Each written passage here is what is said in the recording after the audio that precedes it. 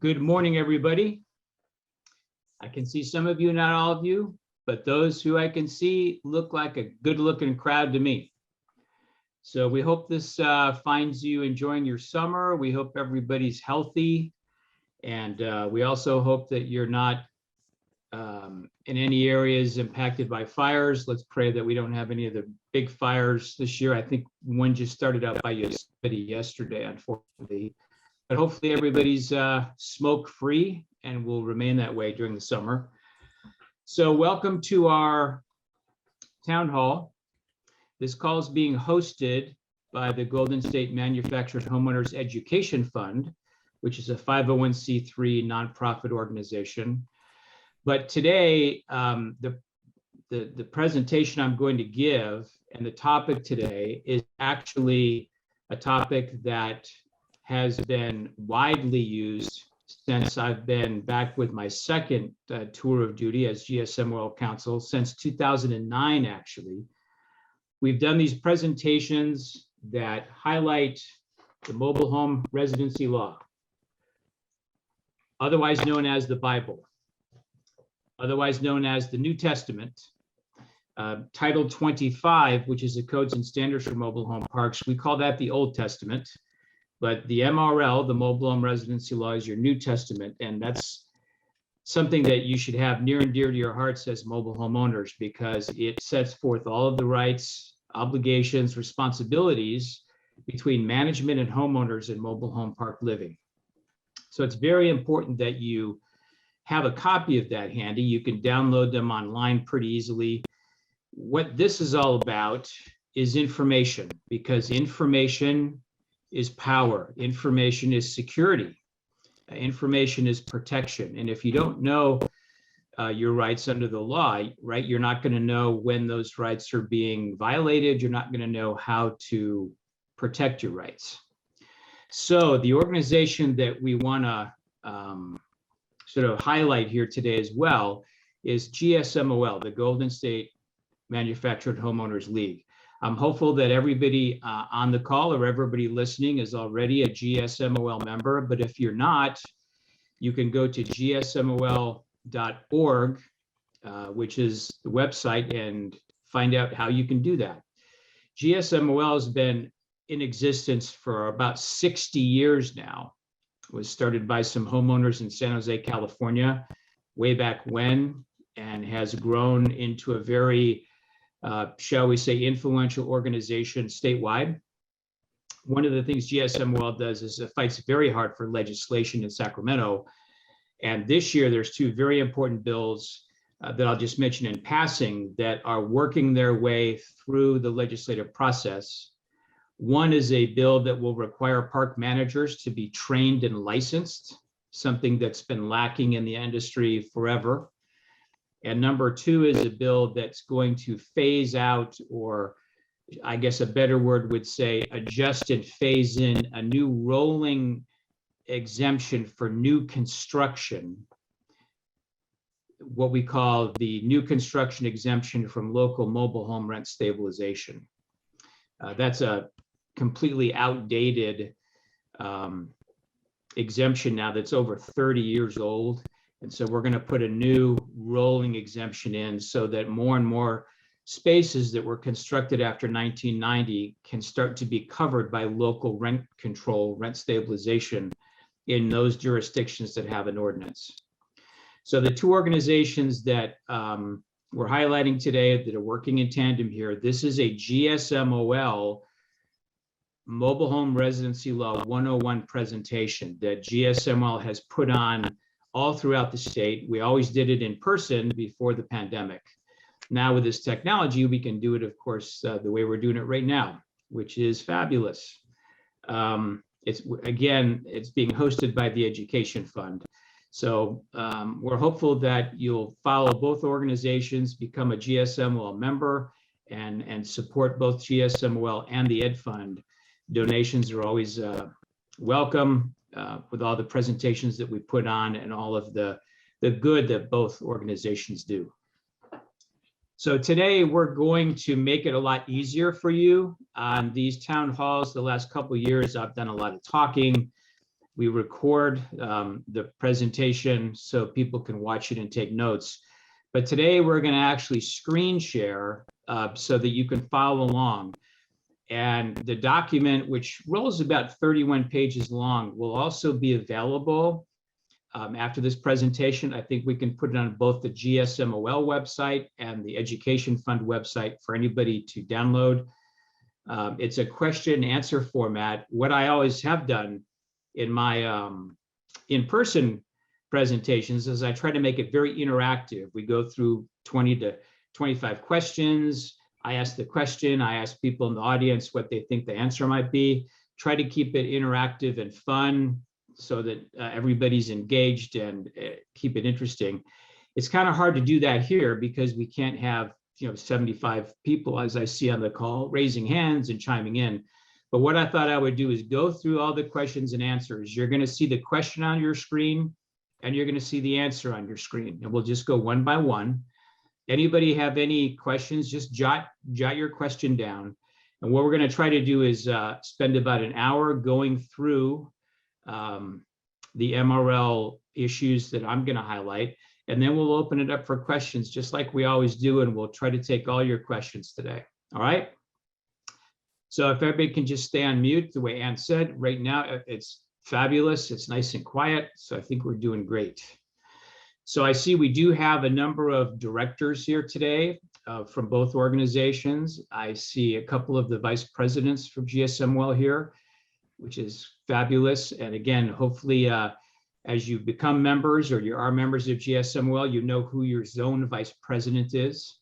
We also have some directors here from the Education Fund, notably Ann and Martha, who are helping to run our call today.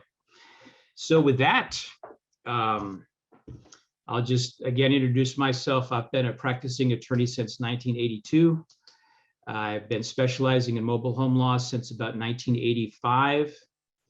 I've only represented homeowners in investor-owned parks. I have a few resident-owned parks that I also am corporate counsel for, and I've represented a few mobile home dealers when they've had disputes with park owners, but I've never represented a park owner or management. And I'm just keeping it that way. So good to see you all. And why don't you go ahead and start the screen share if you could.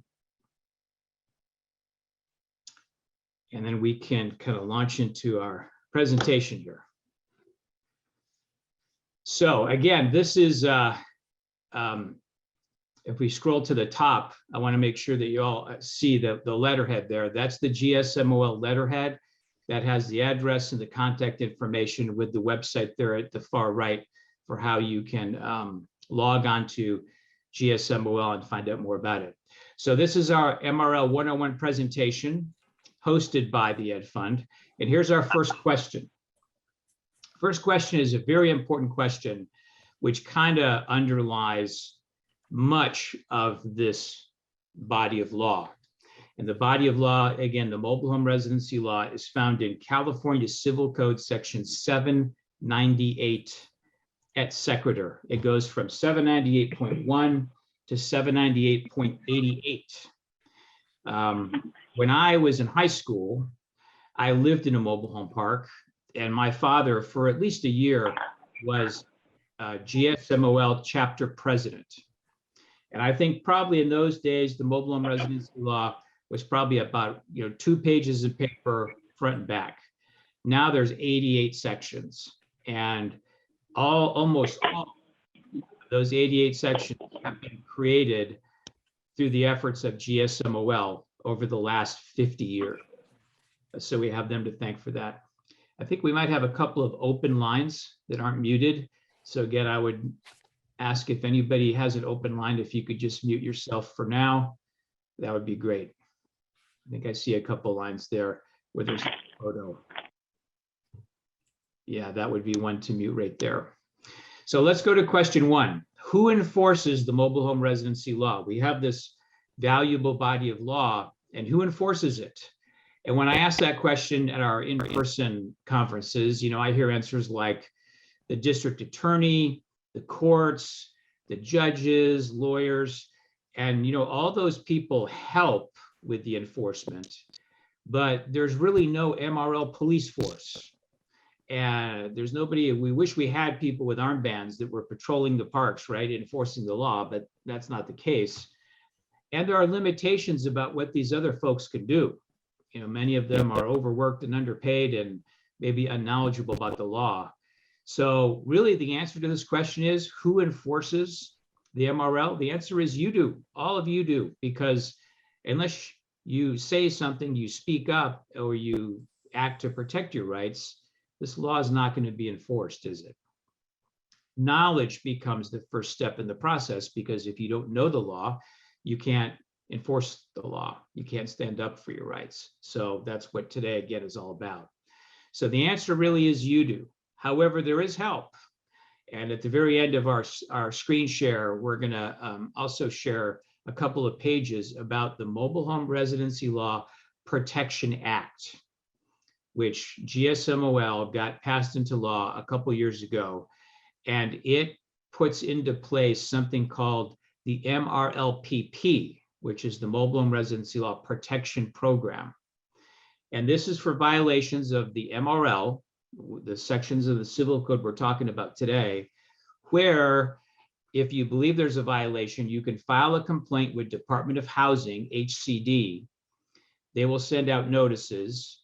And if it can't be voluntarily resolved, the issue, the most egregious violations will be referred to local legal providers at little or no cost to the resident. So we'll have more about that later. But again, this is a very important first question. Who enforces the MRL? Ultimately, it's you all. As they used to say in law school, look to your left and look to your right. All right, question two. Question two, is a trailer or an RV treated the same as a mobile home under the MRL? This is a question that's been coming up in a few parks most recently, especially those parks that might be in the Palm Desert area, where you have a lot of snowbirds, people that are more transitioning from one place to another during the year. They want to rent their homes out. They might live in a park that's pretty old, and a lot of the units are not defined as mobile homes because they're smaller, but they'd be trailers or recreational vehicles. Are those treated the same as mobile homes under the MRL? The answer is yes. If the unit has been continuously occupying a space for 9 or more continuous months.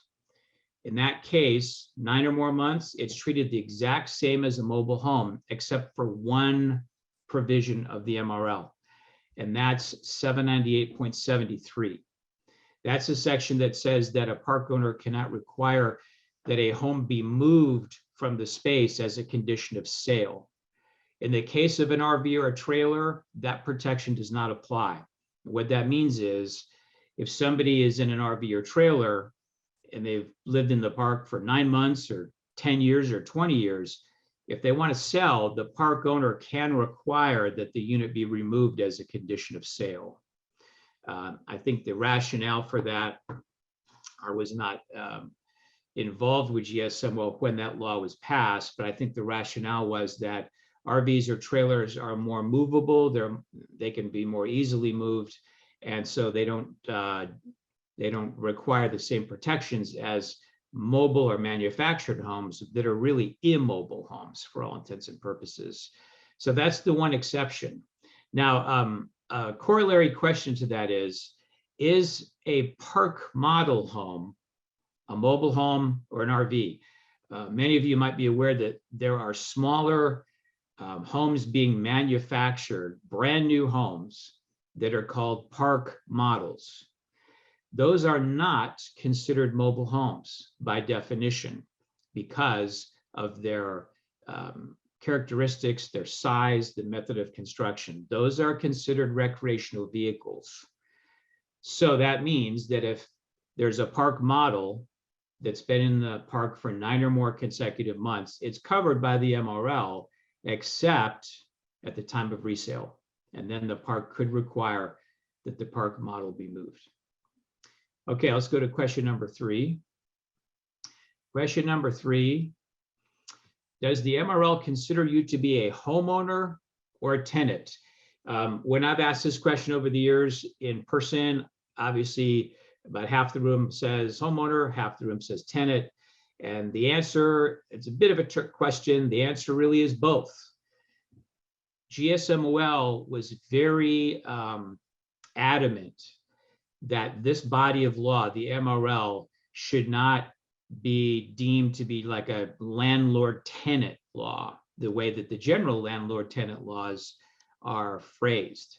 And that's why we have 798.9, one of the first sections of the MRL, that calls you all a homeowner. You're not simply a tenant. You actually own your structure. It's a substantial investment. It's really a sunk immobile cost. It's probably never going to be moved. My recollection is that Department of Housing in Sacramento did a survey 25 maybe years ago and found that 3% of mobile or manufactured homes ever move after they're sited. And those 3%, probably 1% are moved by the residents, and the other 2% is probably some other unique issue regarding abandonment or something. So they're really immobile homes, and it's more appropriate to call you a homeowner. However, under the MRL, it's also true that as a homeowner, if you want the right to occupy a space in the park, you have to have a tenancy. So that's why the answer to the question is both. You're a homeowner, but you have a tenancy in the park. And the general eviction laws, for example, that talk about what we call unlawful detainer actions, which are the court actions filed in evictions, those all apply to you just the same as any other tenant. Under foreclosure laws, if you have a bank loan and you can't pay it, and the bank wants to foreclose, mobile homes or manufactured homes are not foreclosed on like automobiles are, where the bank hires a towing company to just come out and tow the car right off the street if the loan's not being paid. You are protected from foreclosure in the health and safety code as a homeowner, not to the same degree that a real property stick-built owner is, but you're entitled to certain notices. And it's a minimum 45-day notice if you still occupy the home. So again, you are homeowners, you have homeowner protections, but you also have a tenancy with tenancy rights. All right, question number 4. And yeah, be mindful of that GSM logo as we scroll on, because this is the presentation that we've used with GSM for many years. What documents are incorporated by reference into a mobile home lease or rental agreement? When you move into a park and you're given all this big package of documents, including a lease or rental agreement, is there information or documents that are deemed to be incorporated into that rental agreement or lease? And the answer is yes. In 798.15 of your civil code, both the park rules and regulations and the mobile home residency law are deemed to be a part of any lease or rental agreement. And that's important because even if those documents are not physically attached, they're part of your contract. What that means is the park owner is obligated to follow the MRL. And it's also important because if you live in a park where rules and regulations are not being enforced by management, a very common problem throughout California, if the rules are deemed to be part of your rental contract, if the park owner is not enforcing those rules, that's a breach of contract. So you can use that, that theory, if you will, hypothetically in a court of law, if you wanted to challenge the park and say, you're not enforcing the rules, and I was going to hypothetically file a court action to make you enforce them. You could actually allege a breach of contract theory.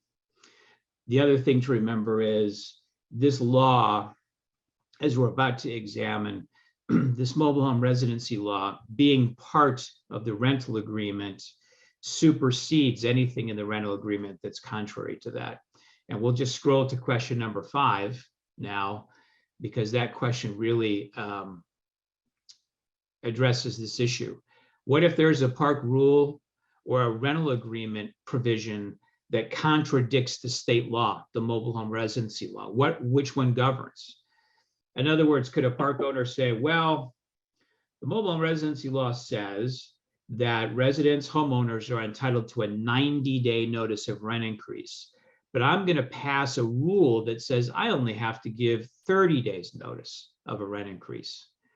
Well, in that case, which governs?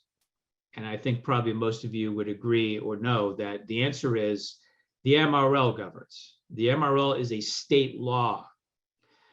It would prevail or supersede any rule that a park owner puts together, any rules and regulations. It's going to supersede any rental agreement or lease that a park owner drafts. It's state law. It's also important to note that this is considered a consumer protection law, which means the legislature values it highly and says this can't be waived. In other words, the park owner can't make any of you sign something that says you agree that the mobile home residency law is not going to apply. The legislature in 2 places of the MRL has made that clear that that would never be enforceable. And really the way that I always think about it is the legislature is almost saying, if you were to waive part of the MRL, it means you really don't know what you're doing. You're not well informed and you're waiving a law that is critical to your health and safety. And we're not going to let you do that, frankly. So I know residents sometimes say, what if I have a 28-page rental agreement and I haven't read every provision and there's some language in there that contradicts the MRL? Am I in trouble? Does that mean the rental agreement that I agreed to is going to govern? And the answer is always, no, it's not.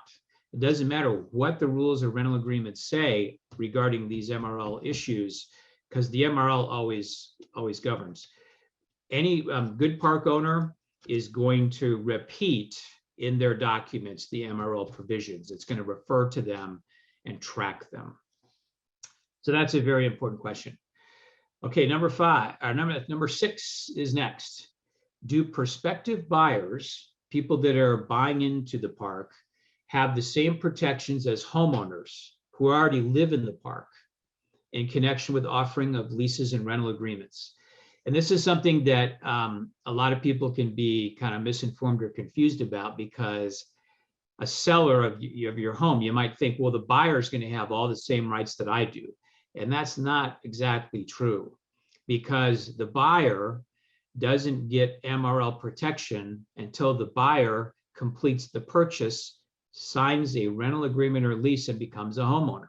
At that point, they're a homeowner and they're protected by the MRL.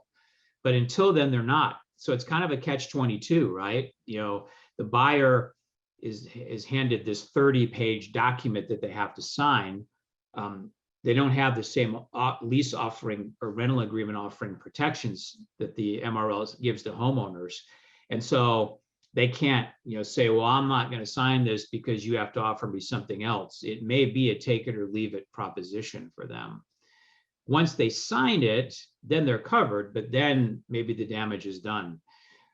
There's a couple of appellate court cases, reported court cases from the 1990s that actually confirm this. If we're going to get coverage for prospective purchasers, new buyers, that's something that we'll have to address by legislation going forward. And that may be one area that we need to take a look at. But for now, new buyers don't have the protections of the MRL in most cases. There are only a few provisions that say the park has to give them a copy of what's called the Mobile Home Bill of Rights, which is information that gives them sort of a background in the laws, if you will, and that's found in 798.15. And they must disclose what the rent's going to be, but otherwise, most of those protections don't yet apply. All right, so that's question number 6. Number 7. This is always excuse me, Bruce. I've got a house housekeeping announcement. Folks, please stop posting in the chat. Ann announced at the beginning of the meeting, this is Bruce's time. And after Bruce is done, we will announce when you can post in the chat. Thank you. And thank you, Bruce, for letting me. So question 7 is always a fun question. Can management offer a TV, a microwave, or a similar gift to induce somebody to sign a lease or a rental agreement? The answer, maybe to the surprise of many, is yes. In 798.17 subsection D, which you see on your screen there, it provides that management can offer gifts.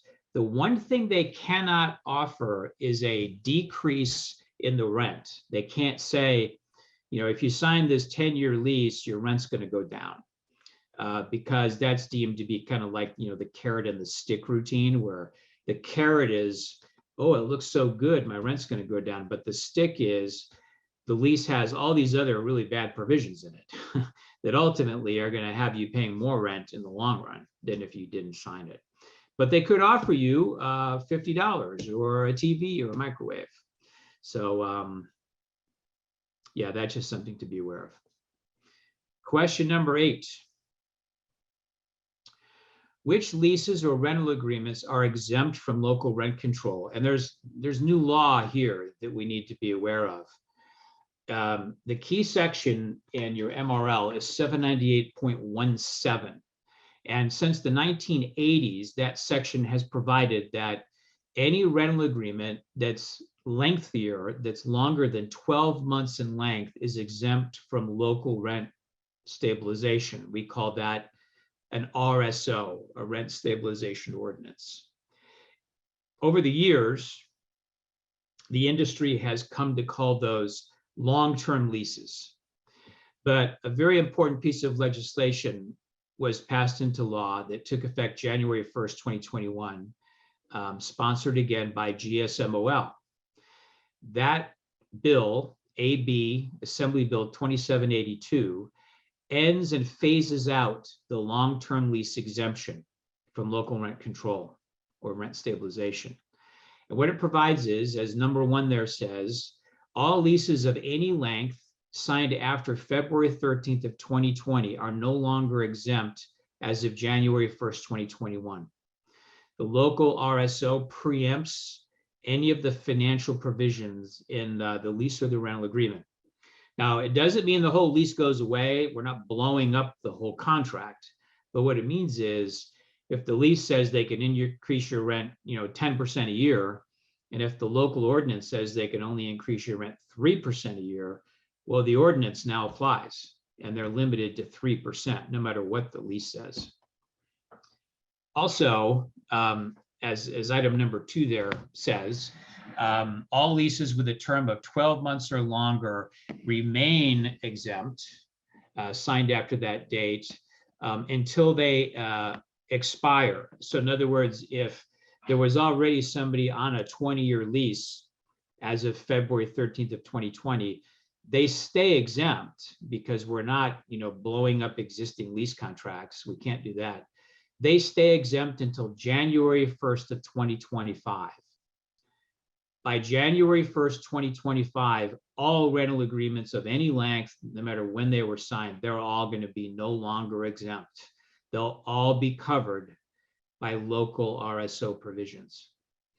The one thing to point out here, it's kind of a subtle difference, but it's an important difference. If somebody is on a long-term lease and that lease expires, it ends, they are now going to be covered by the local RSO. But if they voluntarily renew that document, they stay exempt until January 1st of 2025. So that means that between February 13th of 2020 and January 1st of 2025, which is about pretty close to 5 years, during that 5-year period, if somebody has a lease that expires, if they want to be covered by the RSO, they should not renew that lease. They should never renew it. They should never extend it. They should let it expire and then be covered by the RSO. And we'll have more questions in a moment here about lease signing issues. All right, let's go to the next one. So question 9, what type of lease terms must be offered to homeowners?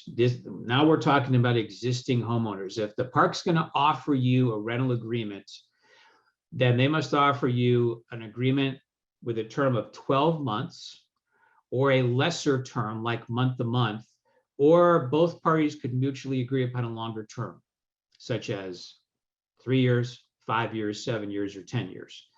But they have to give you those options. Let's go to the next question. So question 10 is a question that relates to the previous two. Can an existing homeowner living in the park ever be required by management to sign a new rental agreement or a new lease? This is a really critical question, folks, because so often, we hear the stories.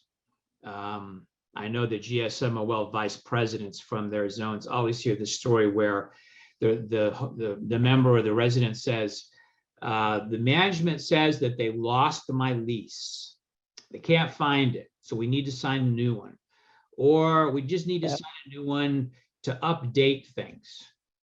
Do I have to sign it? They're telling me I have to sign it. They're telling me, make an appointment, come to the office. We got to get this done. We need records, Well, the answer to the question is no.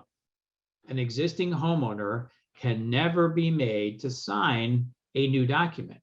Now, you may very well sign one if you wish, if they let you see it in advance, you have time to take it home and review it and you understand it. And you think, yeah, I mean, if I don't have a copy of my old agreement either, and they don't have a copy, it's probably good to have something. So maybe I'll sign a month-to-month agreement. But otherwise, just be aware that you never have to sign anything. The MRL doesn't require it. The only requirement in the MRL for anybody to sign a rental agreement or a lease is when you first move into the park. And that section appears on the screen that requires that, because we want escrows for mobile home sales to close only after we know that the buyer is park approved. That's in 798.75. We used to have situations where people were selling mobile homes, by writing a contract on the back of a napkin, and they just have a little, exchange of money in somebody's house, and then the seller would move out, and then the buyer would walk down the street to the manager's office and say, hey, I'm here to, introduce myself. I just bought this house. And the manager says, well, that's nice, but until you, apply for residency and you're approved and you sign a rental agreement, you can't live in the house that you just bought. So at the point of purchase, it's important that a rental agreement be signed, but that's the only time. All right, question 11. Do park rules apply to park management the same as homeowners? The answer is yes, yes, and yes. 798.23, which has recently undergone some amendments as of last year, provides that management of the park is subject to follow all of the same rules as you all, as homeowners. There's only two exceptions. Number one, in a senior park, the managers don't have to be seniors. The park could hire 35-year-old managers to manage a senior park. The second exception would be that rules could be violated if required in the performance of their duties. For example, there's a no parking rule on the streets, but the manager could park there if there's an emergency at somebody's house, or if they're reading the utility meters and they need to, go up and down the street to do that, or they're doing an inspection of somebody's house. Then they could break the rule, if you will, because they're the management. Other than that, management has to follow all the same rules. Last year's significant amendment to this section dealt with the issue of subleasing. We had parks all around the state where the rules say homeowners cannot sublease. That meant that other than what the MRL allows, which is a 1 year, 12-month maximum medical emergency kind of sublease, otherwise subleasing can't happen. Well, in some parks, residents said, but it's not fair because park management subleasing. They own homes, they're renting them out. How come they get to rent them out and we don't? And after an opinion of the Attorney General came out, pretty much supporting our position at GSM HOA, we last year got this provision expanded to say that the park cannot lease out, rent out, or sublease any homes that they own if they don't let the homeowners sublease. Any existing, leases are okay. They can stay in place until they expire. And there's limited ability for them to sublease out homes for management employees. But other than that, what's good for the goose is good for the gander, and they have to follow the same rules. All right, that's question 11. So we're getting close to halfway done here. What procedure must be followed by management to amend rules or regulations? I've written some articles about that are on the GSM HOA website, but the key section there is Civil Code 798.25. I'm encountering some situations just recently here where management just sends out a written flyer and says effective immediately, this is a new rule. Is that legal? No, it's not. 798.25 requires a process. They must give a written notice of the rule change. Within 10 days, there must be a meet and confer with the residents where management shows up to explain the rule and hopefully have dialogue with the residents and answer questions. As it says on your screen, there's no requirement that management do anything other than show up and say, here's the new rule. I've actually been in some of those meetings where they just kind of show up and fold their arms and say, here's the rule, and they won't even answer questions, which to me doesn't make any sense. I think good management would want to know, what's my community's reaction to this rule? Am I going to have trouble enforcing it? Is there going to be objection to it? Is it confusing? Do they understand the rule? Things like that. But literally, the MRL doesn't require anything other than a meet and confer. And then there's a time period before the rule can take effect. That time period is 6 months, except for rules required by a change in the law or which deal with common area facilities like pool hours or clubhouse hours.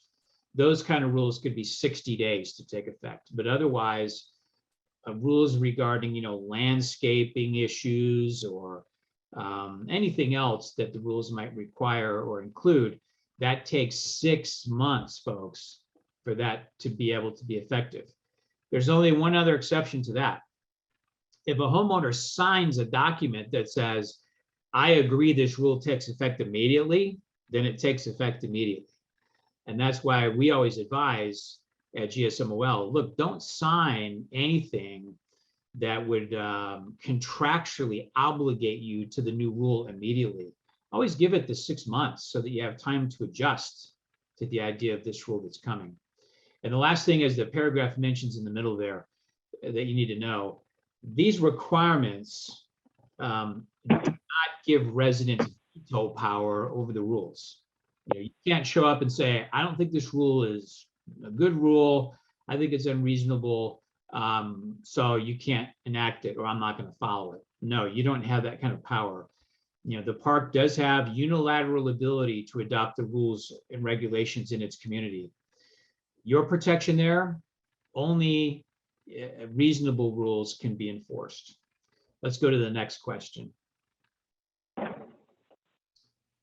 Can a park manager ever enter your home?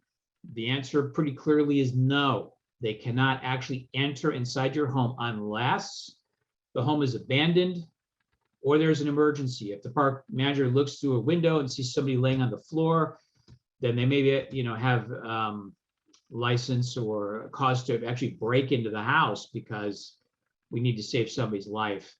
But they can never otherwise enter your home without your consent. That's 798.26. Let's go to the next question. Question 14, can the park manager enter your lot, your space? I get a lot of questions about this. We get a lot of issues where someone says, the manager came onto my space without my permission. And that's not right.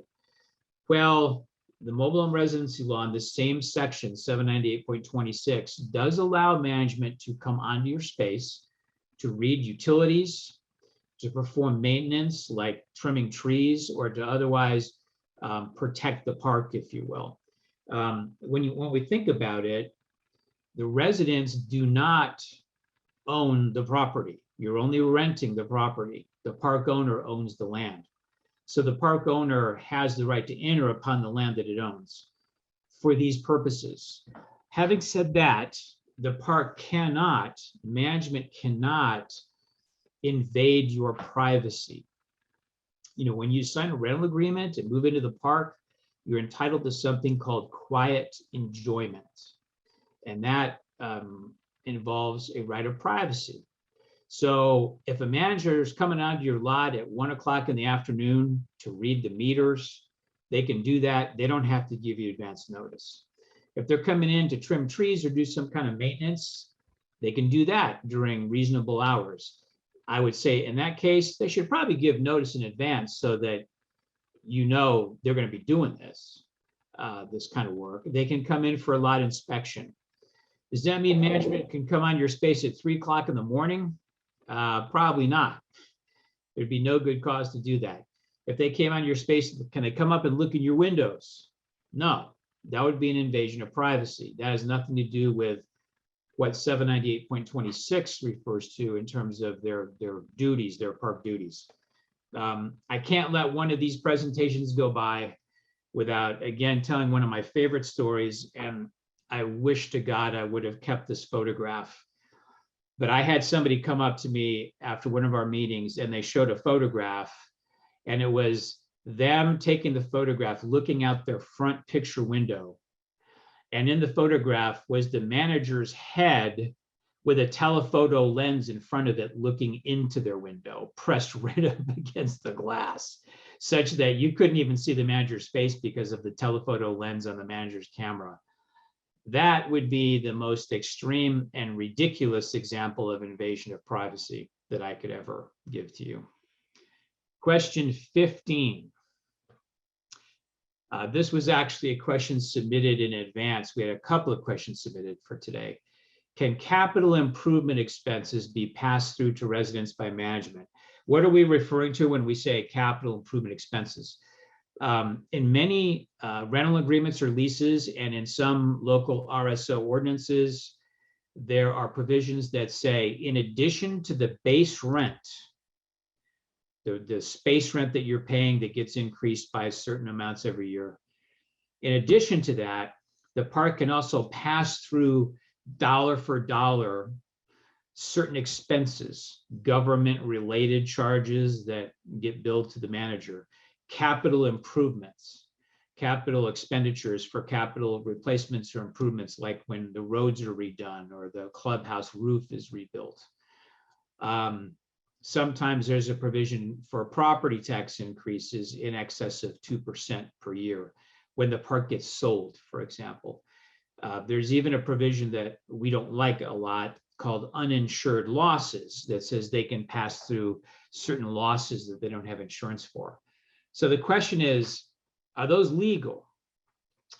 Unfortunately, the answer is yes. I say unfortunately because back in the 1990s, when I was with my first tour of duty with GSM HOA as counsel, we actually had a couple of cases that we ran all the way to the appellate courts to try to get court cases that would prohibit this. And we were not successful. The judges basically said, what does it matter whether you call it rent or capital expenses? We don't see the difference. The landlord can charge it. Then there was a California Supreme Court case that's mentioned here on your screen called Cacho versus Boudreaux that ruled that a park owner could pass through property taxes under a local RSO that allowed for that. So again, conceptually, there is no illegality, if you will, attached to capital improvement expense pass-throughs. What I would say, however, is there has to be a vehicle for that. And that would either be, there has to be either a lease provision, a rental agreement provision that allows it, or the local RSO has to allow it. But as long as there's language that says they can do it, it's legal. When they do it, though, they have to give you verification of it. They have to show you how it's calculated. They would, if it's a capital expense, they should show you proof that it was actually paid for and the amount. You're entitled, in my opinion, to all that documentation. And it's billed separate from your base rent. So when you get a rent statement, it's going to have your base rent, let's say it's $500. And then if you have a $20 pass through for street repairs, that's going to be shown separate on the statement. And it also needs to say when that charge ends. The way these things are billed is you amortize the cost over a number of years. And the resident, for example, might have to pay a capital improvement street repair pass-through for 10 years. And at the end of 10 years, it's been fully paid off and it drops off. And that's the one advantage to a pass-through. It does not become part of your base rent for purposes of calculating annual rent adjustments. So that's pass-throughs. Question 16. True or false, responsibility for maintaining, trimming, or removing a tree is determined by who originally planted the tree. Before GSM HOA got a very important piece of legislation passed in the MRL, this was one of the most annoying or problematic questions I would get. Trees and driveways. Who's responsible for the trees? Who's responsible for the driveways? And so 798.37.5 referenced on your screen was GSM HOA's 2000 tree driveway bill that was passed through the legislature. The answer to the question is false. The responsibility for trees is not determined by who planted the tree. That really has very little, if nothing, to do with it. What matters is, where is the tree located? If it's in the common area of the park, it's always the park's responsibility for everything. If it's located in a resident space, then if it's a hazard or a health and safety issue, management's responsible. Every other kind of tree maintenance, the resident's responsible. So what are you all responsible to do? Well, you're responsible to water the tree, to take care of it, possibly give it some kind of special, nourishment in terms of food, or spray it for pests. Make sure that it doesn't become diseased if you can help it. Clean up the leaves, rake up any fruit that falls on the ground. That's your responsibility.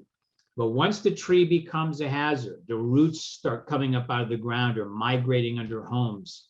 Homes are coming out of level. Concrete is cracking and being broken up, sidewalks, curbs. Tree canopy is starting to touch homes. It's actually making physical contact with houses. Those are all hazards or health and safety issues. And the Department of Housing is going to cite the park owner for those. If residents believe that there's hazard with the trees, they should write to management and say, hey, you need to trim this big tree. It's, right over my house. I think it's going to fall down. Branches are starting to fall. It's making contact with my home, or the roots are creating damage. If management does not do something about it, then you should file a complaint with HCD. Get an HCD inspector to come out. If the inspector can't make a ruling on it because they're not, tree specialists, you may have to hire who's called an arborist to come out and give a definitive professional opinion about whether the tree is a hazard. It's dead, it's going to fall over, it's compromised. I just finished settling a case where residents who lived in a rural park in Sacramento that was surrounded by many large oak trees. We call those heritage oaks. Limbs were falling. One of the trees actually fell over, and the residents were telling the park owner about this, and the park saw some of the damages from these incidents, and they said, you've got to do something about these trees. And my clients lived right under this huge oak tree. Park owner promised to trim it, did nothing. Promised to trim it, did nothing. Finally said, here's the date it's going to get trimmed. My clients get in their RV, they go to Oregon for a couple of days just to clear out. They come back and nothing's been done. 3 days later, while they're sleeping, the tree falls on their house, splits it in two, and falls on them about 20 feet away from where they're sleeping. Needless to, actually, it took out 3 houses. Thankfully, nobody was killed, but lawsuits were filed and the park insurance company had to pay a whole lot of money to settle those cases. So, that's a primary example of hazard or health and safety that if the park doesn't take care of it, they could have major liability. All right, question 17. Can a cleaning deposit be required by management for a GSML or HOA kind of meeting in the clubhouse? The answer is no. Again, GSML was very concerned about this issue back in the 1990s, because when we wanted to have a chapter meeting or an HOA meeting, any kind of meeting, maybe a candidates forum, the park would say, sure, you can have the meeting, but you have to get $1 million of liability insurance. Well, for all intents and purposes, then nobody's going to have a meeting, because that's, even if you could get it in concept, it's probably super expensive. So 798.51B, shown on your screen, is part of what we call the First Amendment rights of mobile home residents that are contained in the MRL. And it says that no liability insurance can be required if your meeting, if your function in the clubhouse is non-commercial in nature and relates to mobile home living. And it doesn't matter if I'm attending as a guest speaker, or if Ann or any of your GSMO vice presidents, whoever it might be, is attending. That doesn't change this. It doesn't have to be only, park residents. You can have guest speakers, candidates for office, local politicians, a district attorney, whoever that might be, as long as everybody in the park is allowed to attend. If you only say some people can attend, that kind of starts to sound like something different from a general meeting related to mobile home living. Everybody is invited, then you're good, and no insurance can be required. In fact, the only time insurance can be required is if you have an event with alcohol. I think we can all understand that if alcohol is involved, it's probably pretty reasonable that insurance be obtained because of the potential risks of that. Otherwise, that's what the law says about that. By the way, if you're having an HOA or GSML meeting where dues are involved or where you're selling a membership, that is not commercial activity. We've had some management say, well, you can't have a GSML meeting. That's commercial because people pay, $15 for dues. No, that's not considered commercial. And we've actually had to litigate a few court cases to make that clear to park owners. All right, let's go to question 18, because we're getting closer to the end here. Can your tenancy be terminated when the term of a lease or rental agreement expires? What this question is asking is, what if I sign a 10-year lease? When my 10 years is up, do I have to move out of the park? Absolutely not. And this kind of dovetails to that question about, do I have to sign anything? If a park manager says, hey, your 10-year lease is almost up, you know what? You're going to be out of here unless you sign a new document. And people are scared. They think, oh, gosh, yeah, I have to sign a new lease, which ends up being horrible. Well, no, you don't have to sign. You automatically become a month-to-month tenant for as long as you want to stay in the park, unless one of the 7 reasons shown on your screen is present. In California, tenancies, mobile home tenancies, can only be terminated for cause. And that means there are 7 reasons listed in Civil Code 798.56. If none of those 7 are present, your tenancy continues indefinitely as long as you want it to. So what are the 7? They're right there on your screen. Failure to pay rent by the 6th day of the month when it's due. Violation of a reasonable rule or regulation, substantial annoyance to other residents, code violations for the mobile home that are cited by a local or state agency, certain kind of crimes that are committed on the park premises that you're convicted of, There's drug offenses, there's violent assault, prostitution listed among those. And then the last two would be if the park use is changed, if the park's going to change to a different use, we'll have more about that in a minute, or if the park is taken by eminent domain, which is when the city or the county says, you know, we're building an airport runway that's going to extend to where the park is, so we're taking over the land. And then they have to pay everybody off to do that.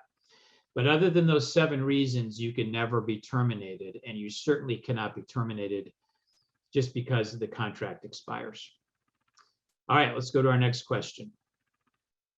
So question 19, related to what I just mentioned.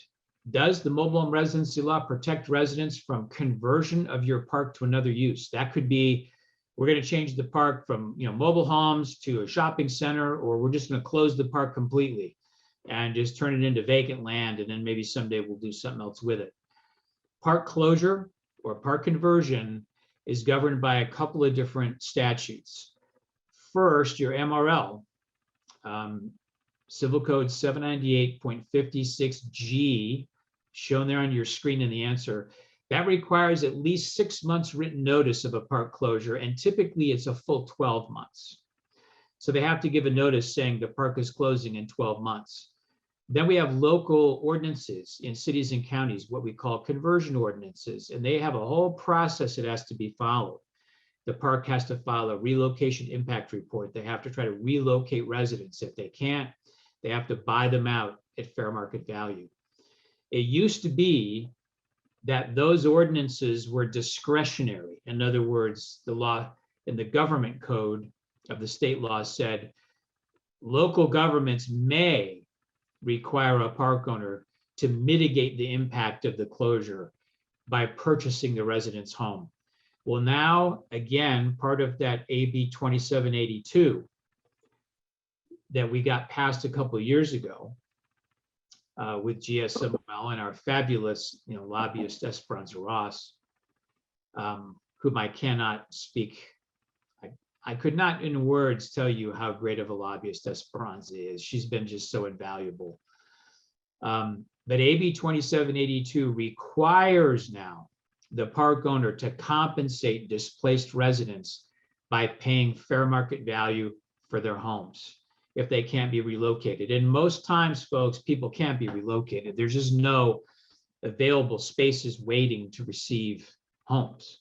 So if a park was going to close or convert to another use, in most cases, the park owner will have to pay you fair market value for your home as if the park was not closing. The two things to mention about AB 2782 that are on your screen, or the 3 things are, first, a local jurisdiction cannot approve the change of use unless there's a finding that by doing so, it would not impact affordable housing in the jurisdiction. And secondly, the owner has to pay for an appraiser to appraise your home for fair market value purposes. That ensures that you're going to get an accurate value, right, of what the park owner should pay. And in the local government, thirdly, the local government can adopt more stringent protections if they wish to do so. So AB 2782 not only ended the long-term lease exemption for RSO, which we talked about earlier, but it very much strengthened the park conversion closure laws and requirements. All right, next question. In order for a park owner to enforce a rule or regulation, it must be what? Well, the word is reasonable. And as I'm fond of saying, when we're trying to define the word reasonable, if I stand 10 people up at the front of a room when we're doing a town hall and I ask for everybody to give me a definition, if I ask 10 people for a definition of reasonableness, how many answers would I get? Well, probably 11, because everybody's going to have a different answer. Now, there are cases in different parts of the law. Criminal law talks about the average reasonable man. In contract law, reasonableness comes into play a lot when court decisions are being put together. So we do have a lot of law that could interpret that for us. But I will tell you that my rule in sort of answering a question would be, one, how hard is it to do? How hard is it to accomplish, living with or complying with the rule? And number two, what does it cost? And an example here would be, is it reasonable for a park owner to say every 2 years you have to repaint your house? No matter what it looks like, you have to repaint it. Well, no, that's not reasonable, because it's difficult to do for a resident other than hiring somebody. And if you're hiring somebody, it costs thousands of dollars probably to do it. So no, the rule should say you have to repaint your home if it needs repainting. If the paint's faded, if it's chipping away, it's all, sun baked and it looks terrible, well, then it should be repainted. But we don't have to do it every 2 years, no matter what it looks like. So reasonable, that's your key protection.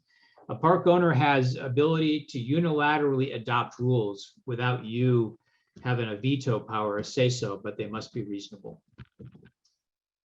Next question. Can a park owner be required to continue to operate as a senior park? Actually, the answer is yes. If the park was advertised as a senior park, there may be covenants or conditions running with the land that would bind them to that. But what this answer is pointing out here is another very valuable tool. You can go to your local city or county and ask them to adopt what's called a senior park overlay district. And that means that the property will be zoned as senior housing. That means the rule could never be changed to allow all age parks. We know that family parks are no longer legal. It either has to be all age or senior. No more adults only. Excuse me, I meant to say adults only, not family. It used to be that, back in the mid 80s and before, you could have an adults only park. There's federal law now that says that's discrimination against families.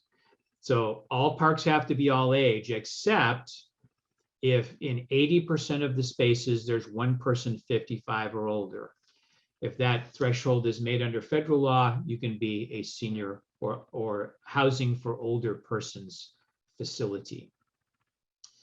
This concept, this overlay district, was actually something the city of Yucaipa instituted. They were sued in federal court and they defeated the park owner.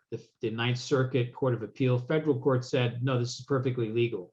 And so a number of jurisdictions have followed suit. I know Huntington Beach has done it. I believe in Santa Barbara city or county, one was recently put together. So there are examples around the state. If you contact GSM HOA leadership, you'll be able to get copies of relevant cases or examples. Your zone vice president will be able to help you with that. All right, next question. We'll kind of move through the last couple here. Can a bank cure a rent default if the lender has not paid rent within the 3-day notice? This is an important thing that for either you or anybody in your park who might need to know this. If somebody doesn't pay their rent on time and they get a 3-day notice, they can go to their lender if they have a loan, and the lender, they can give the money to the lender, and then the lender can pay the rent. Because after 3 days, the park doesn't have to take it from the resident anymore. If you walk in on the 4th day, they can say, sorry, we got you. It's too late. You didn't pay within the 3 days. Well, a bank has 30 days to pay, or a lender of any kind. So that's a very valuable protection that you need, a valuable tool that everyone should know about in connection with late rent payments. Next question. I think we have about 5 more. Can a park owner prohibit open houses? This is maybe the only question on our slide reel here where the answer is maybe, maybe not. It's still kind of an open-ended issue.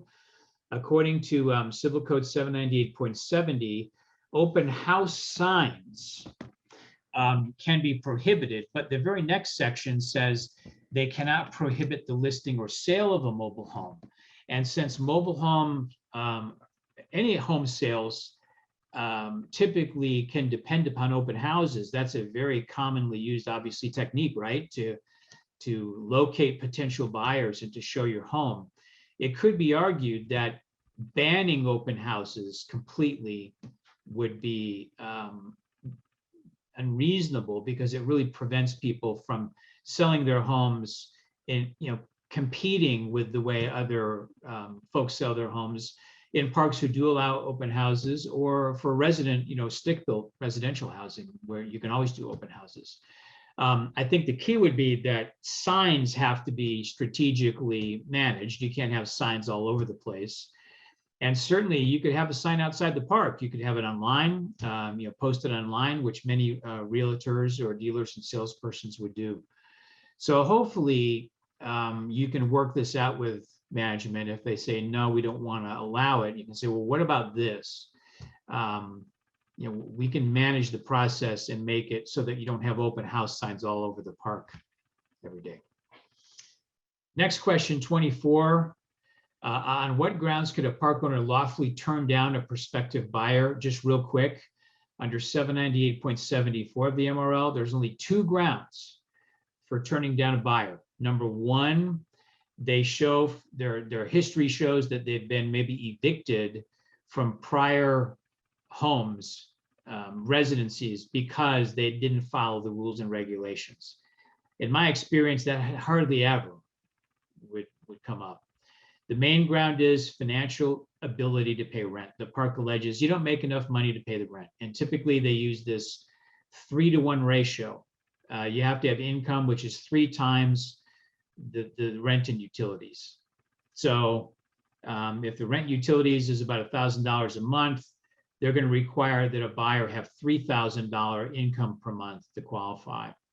That's not codified in the MRL, but it's kind of an industry standard that almost all parks seem to use.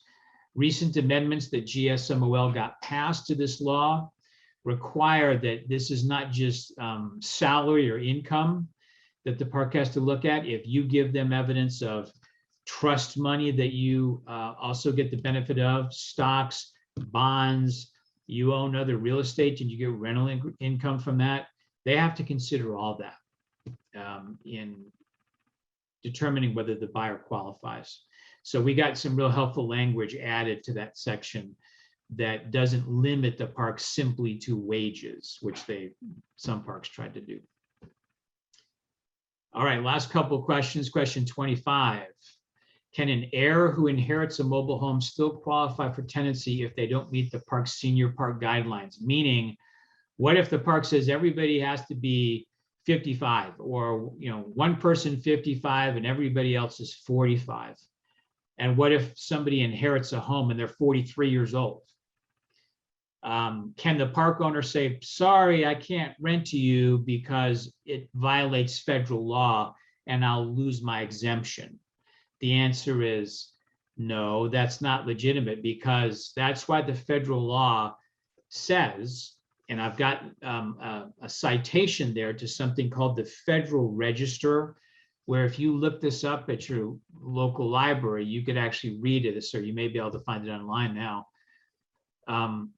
The federal law says to be a senior park, 80% of the spaces need one person 55 or older. Why is it only 80%? It's because they left a 20% buffer for situations like this, where somebody says, well, if I'm not, 55, well, that's okay. You can be 45 or 48 or 51, because we have this 20% buffer for special circumstances like that. And the federal law was not desiring to deprive people of inheritance rights. Having said all that, if the park rule, though, says, well, beyond the one person 55 and 80% of the spaces, we have a rule that everybody's got to be 45. Well, that rule does have to be followed. And there's a California Supreme Court case that said the park does have ability to otherwise set an age for all other persons. All right, question 26, last couple. Can lot lines be moved? And who establishes lot lines? This could probably be about a 30 or 60-minute topic in and of itself if we ever wanted to do it. I quoted you there from the California Code of Regulations, the section that talks about how and when lot lines can be moved. HCD requires permits, and the permission of any affected residents in order for lot lines to be moved. This is a common problem, right? I'm sure everybody on this call knows of some situation in your park where suddenly lot lines got moved, lot markers got moved.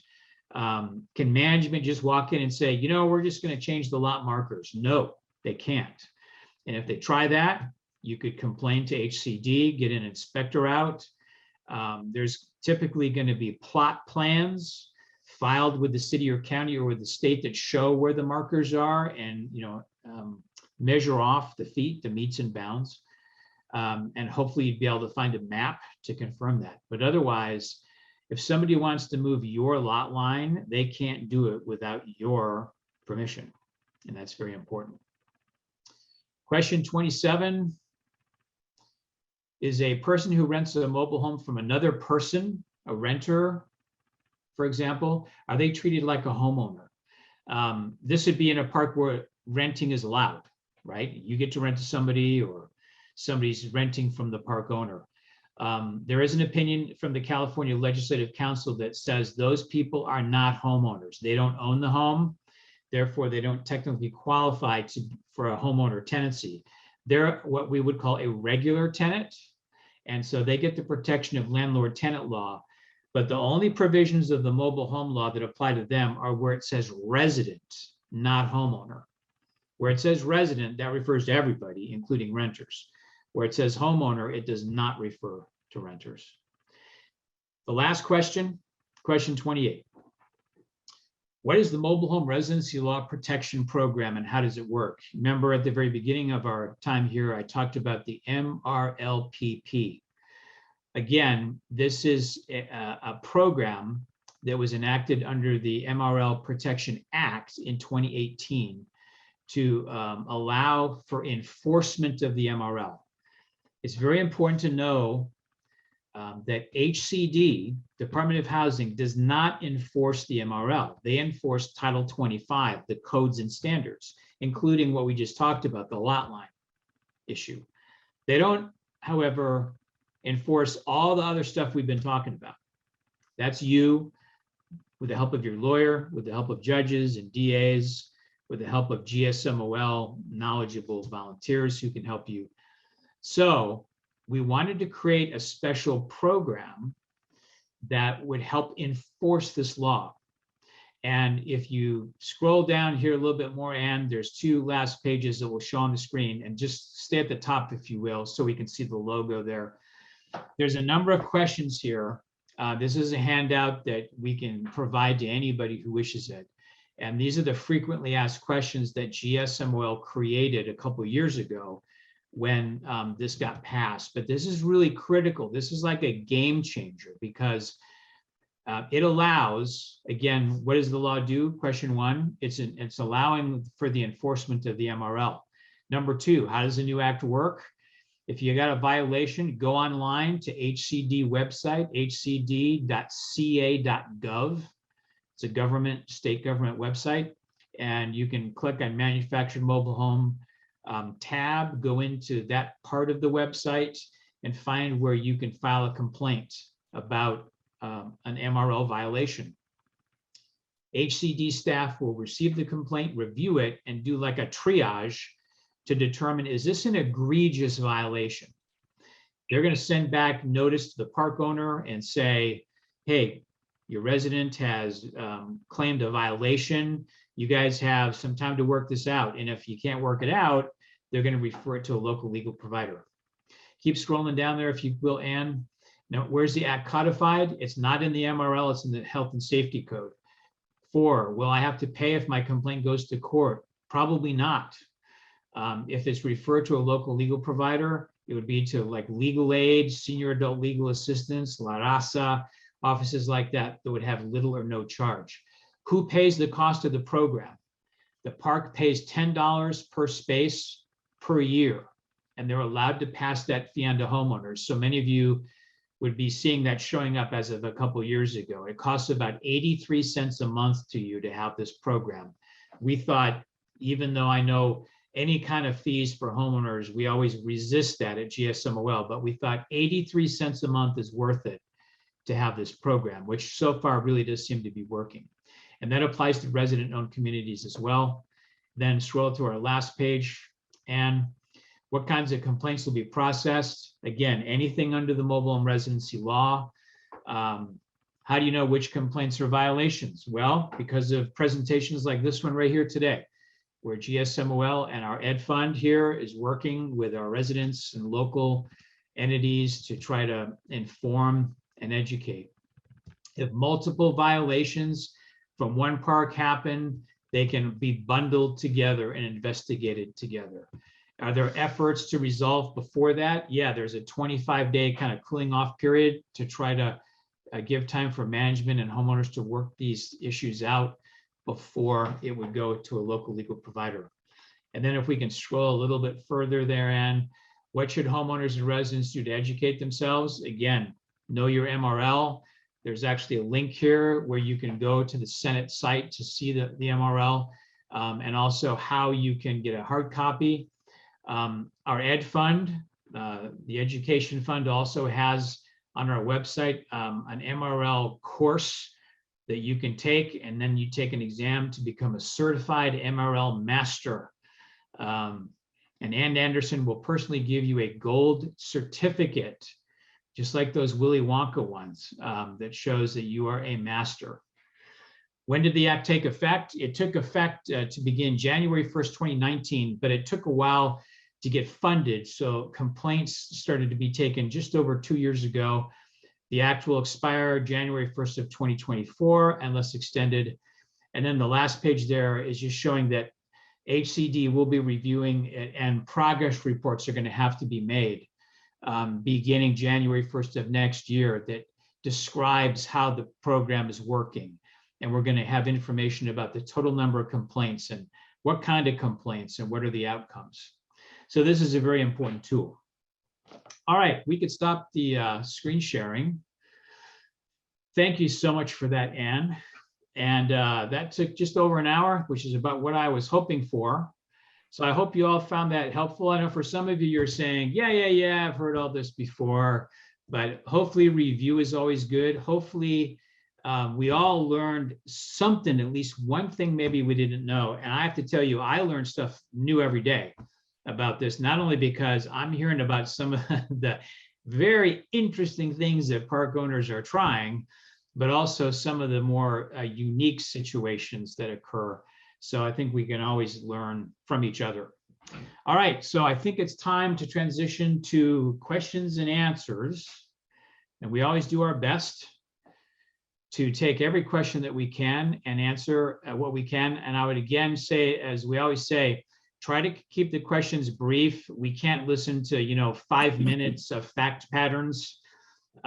We need very brief 30-second questions, and keep them as general as you can so that everybody on our call could benefit from it. Because if it's too limited or specific, we'd probably say we're going to have to deal with that one offline. So thanks for that. Try to speak slow and clear, and we'll launch into some questions. Okay, so I would like to ask Martha O'Connell to go ahead and give us the instructions for how we're going to proceed with the question and answer period. Go ahead, Martha. Okay, thank you, Ann. Ann is going to alternate between people with raised hands and calling on me to deal with the chat.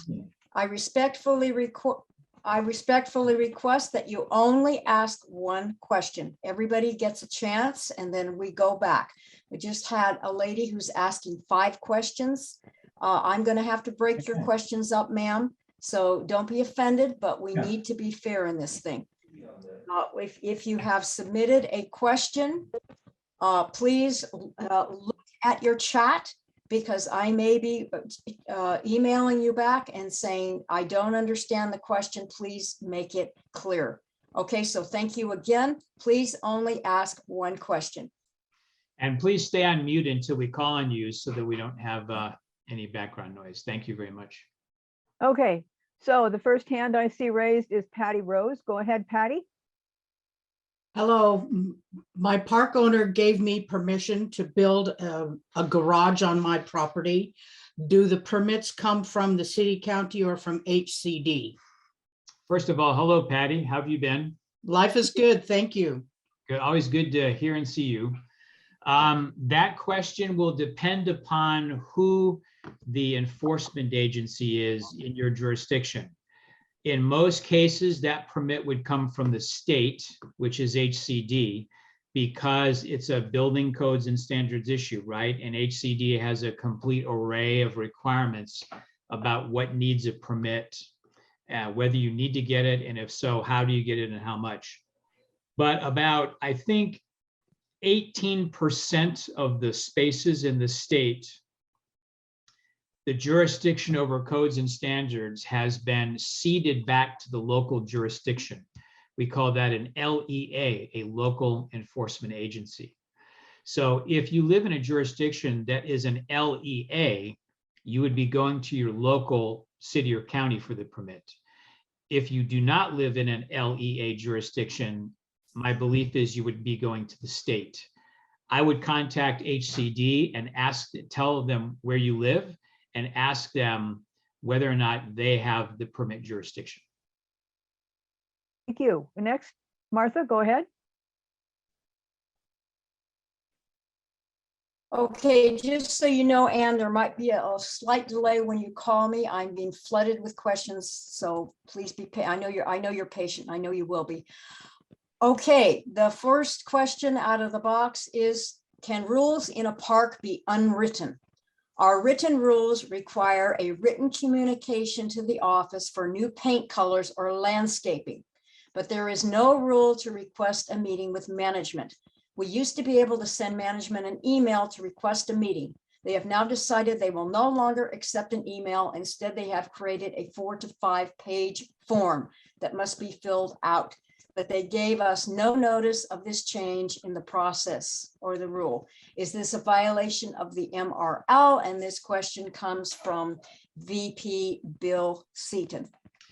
All right, it's pretty clear, Bill, that rules and regulations must be written because, again, 798.15 says that rules and regulations are deemed to be part of a rental agreement. The rental agreement must be in writing.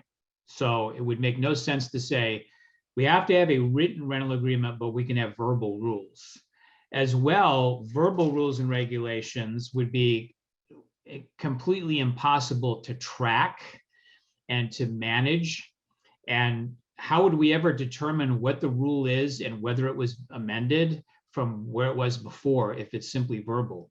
In fact, the thing that I hear most often is, well, it's not a rule, it's a policy.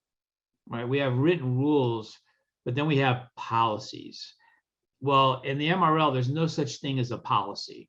Either it's a rule or it's not. You know, you can certainly have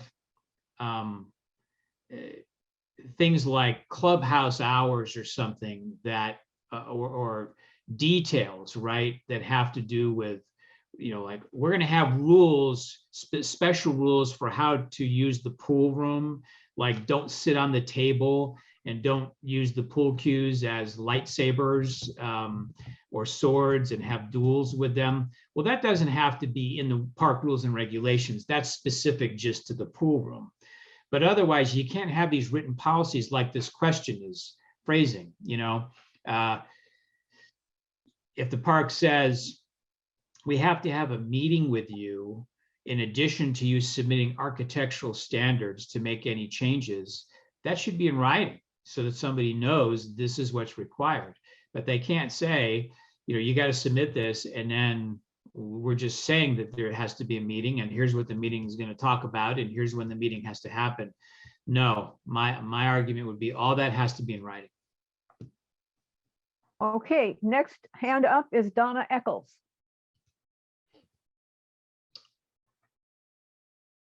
Hello, Go Donna. ahead, Donna. Unmute yourself, Donna. If Donna's there, maybe Donna may have walked away. you may want to just come back to Donna. Okay, we'll circle back to Donna, so we'll go on to Valerie Watt. Another Hello. name. Oh, hi. Yeah.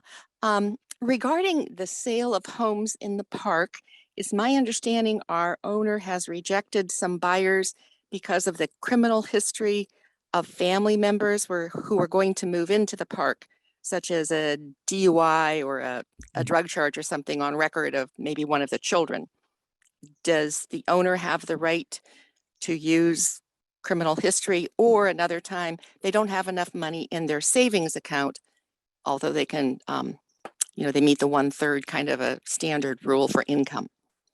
All right, so we have two questions there. The first is, the answer is no. This park owner apparently is not very knowledgeable, I would just have to say, because it is absolutely forbidden and it's discriminatory actually in a lot of different areas of the law and in a lot of different scenarios, whether it's renting housing or in other dealings. You cannot use criminal history to prejudice an applicant. And most park owners, most all park owners would agree with that, because we run into the question oftentimes where a resident says, hey, the park owner just rented to a sex offender. We can't have a sex offender in our park. That's terrible. Why is the park owner allowing that? And the park owner is going to tell you, you know what, we might prefer not to do that, but we have to, because the law says we have to. Yeah. All we can do. We have a sex offender in our park. Yeah, we need to mute. If you're not the person asking the question, we need to mute and not talk. But the only thing the park owner can do is disclose the Megan's Law website to you and say, here's Megan's Law website. You can go there and check for sex offenders. So they absolutely cannot use criminal convictions or criminal history. And something like a DUI is way more low grade, in my opinion, than a sex offender would be, living, in a park with, your citizen, maybe even children, and if it's a family park. Now, there may be restrictions on a person, like, you can't, you could say that a person who had their license taken away can't drive a car in your park, right? If they have a DUI, or a sex offender can't move into the park if, in fact, it would otherwise violate terms of their probation. But otherwise, no, you can't just, say they have a criminal history, they can't live here. They could be sued by that applicant big time. The other part of the question dealing with financial qualifications, I've never really heard a park owner say your savings account doesn't have enough money in it. Typically, they're only interested in income, how much wage or reportable income from self-employment you have, including maybe overtime pay. Savings account is just additional information. And if the person has more than adequate income coming in to meet the standard, if the park denied them because they wanted also to have a certain amount in a savings account, that's a direct violation of the MRL, in my opinion. All right, next. Okay, Martha, go ahead.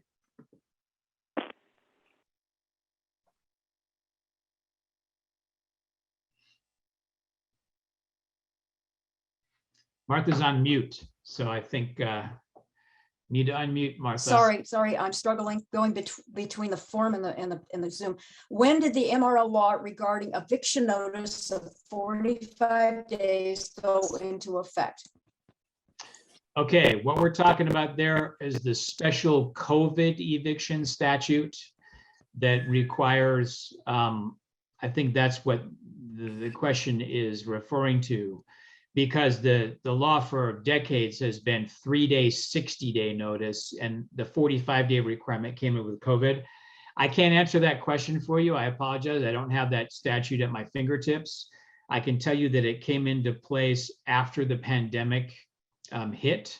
It was part of one of the first statutes that was passed. It's a general landlord-tenant law. And I'm trying to remember, it's like 14, it was like AB 14. I can't remember the statute name and number because it wasn't specific to mobile homes. It covers all tenancies, but it basically took effect at some point, during the pandemic. I believe most of those protections were ending after October of last year. And we're reverting now to more normal notices, but I apologize, I don't have that exact date.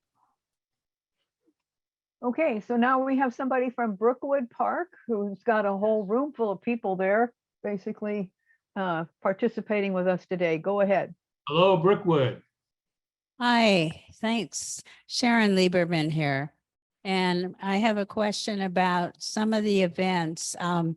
Does the manager have the right to say that no outsiders, those who don't live in the park, can come in to attend any of our events? For instance, bingo games that we set up, or fairs where we said sell crafts that people here make. If I could have an answer to that, that would be great. Thank you. Sharon, well, if it's a meeting like a GSM HOA chapter meeting, an HOA meeting, a meeting regarding non-commercial mobile home issues, they cannot exclude guests. You can have guest speakers, you could invite residents from other parks. You're going to have to comply with parking regulations. If there's no parking in the street and you don't have a lot of visitor parking, what I always tell folks is, pair up people who live in the park with guests so that they could park in their driveways. And we're not going to have anybody violating park regulations concerning parking. Your question, however, is talking about a bit of a different kind of thing. If you start talking about a craft fair where you're selling items, if you're talking about, rummage sale, if you're talking about a car wash, if you're talking about bingo, those are not really meetings or events related to mobile home issues or purposes. And so the park owner does have more ability to regulate those kinds of events. And in my opinion, the mobile home residency law would not prohibit that on its face. You'd have to argue it's unreasonable, but I'm sure the park owner is going to have arguments as to why it is reasonable. For bingo, for example, we don't want a whole bunch of people from outside just coming in here to sort of gamble, if you will. Bingo does have usually local, you have to check with local government because they have some real specific regulations about bingo games, and they might not even allow you to bring outsiders in to the bingo game under the local city or county law.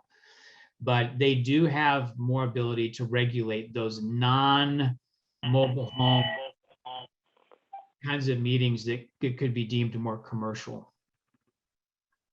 Okay, next question, Martha.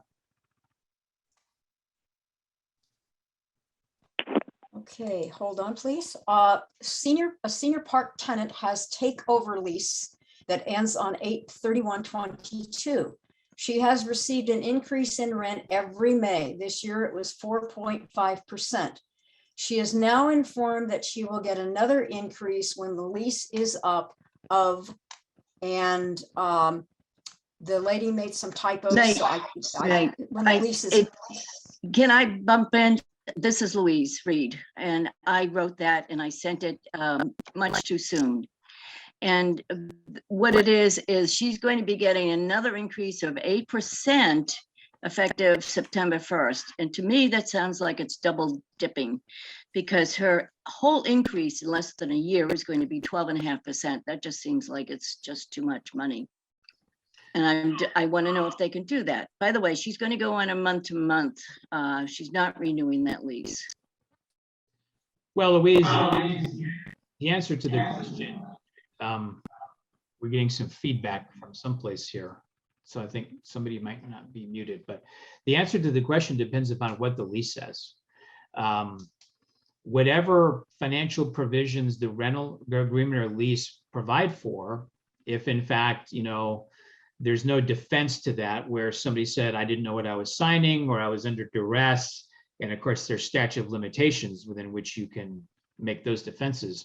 But it sounds like if this thing is about ready to expire, it's probably been in effect for years. And so there's no way to get out of it at this late date. But many times these long-term leases have market catch-up clauses in them, in addition to the annual base rent increases.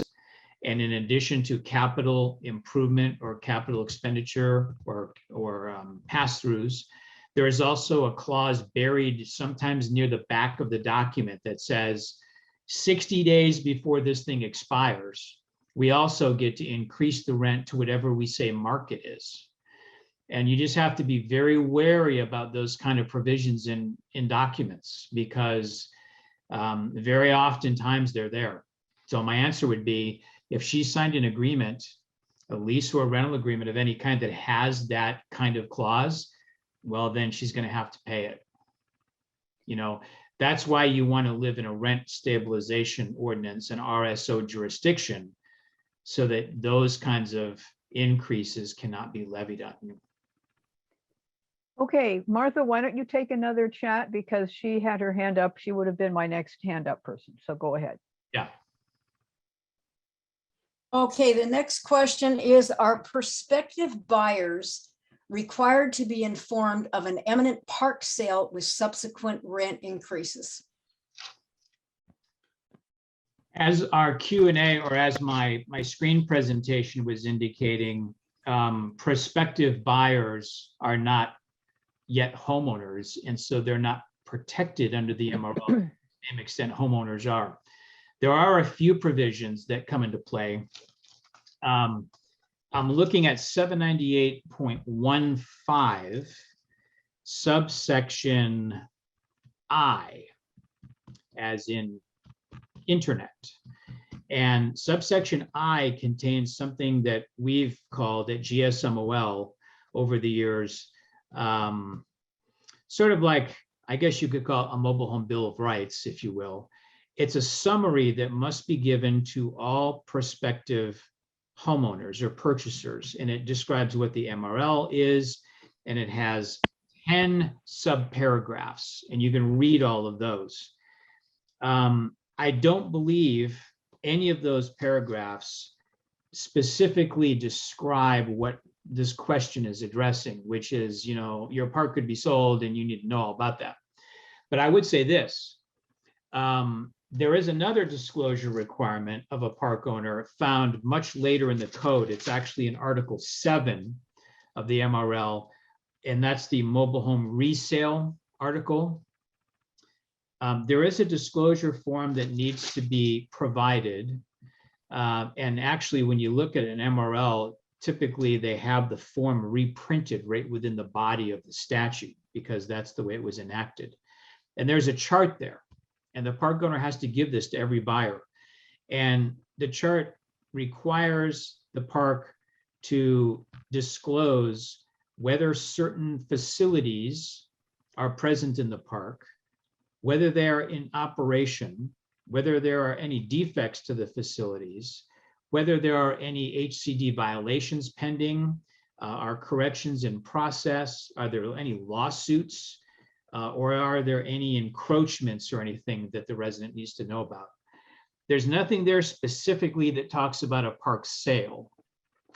But I would also say that if the seller of the home knows anything about that, the seller may have an obligation to disclose that, because that's what we would call a material fact that could impact the decision to buy the house. And it's not open and obvious. You know, if you live right under the flight path in an airport, and when the person is walking around the space, jets are flying overhead, they can't come back later and say, yeah, I bought this house from you, and now a year later, I want to rescind it because I didn't know that this was in the flight path. Well, yeah, you did. It's open to and obvious to anybody. This kind of issue would not be. And I would say there may be a duty of disclosure by the selling resident, actually. Whether the park has a duty of disclosure, I'm not so sure that's so clear. Yeah. Okay, going on now to the next person with their hand up is Brianna. Go ahead, Brianna. Hey, Bruce. So I just had a question about the, I guess you're suggesting, that we file complaints with the HCD if we have any issues.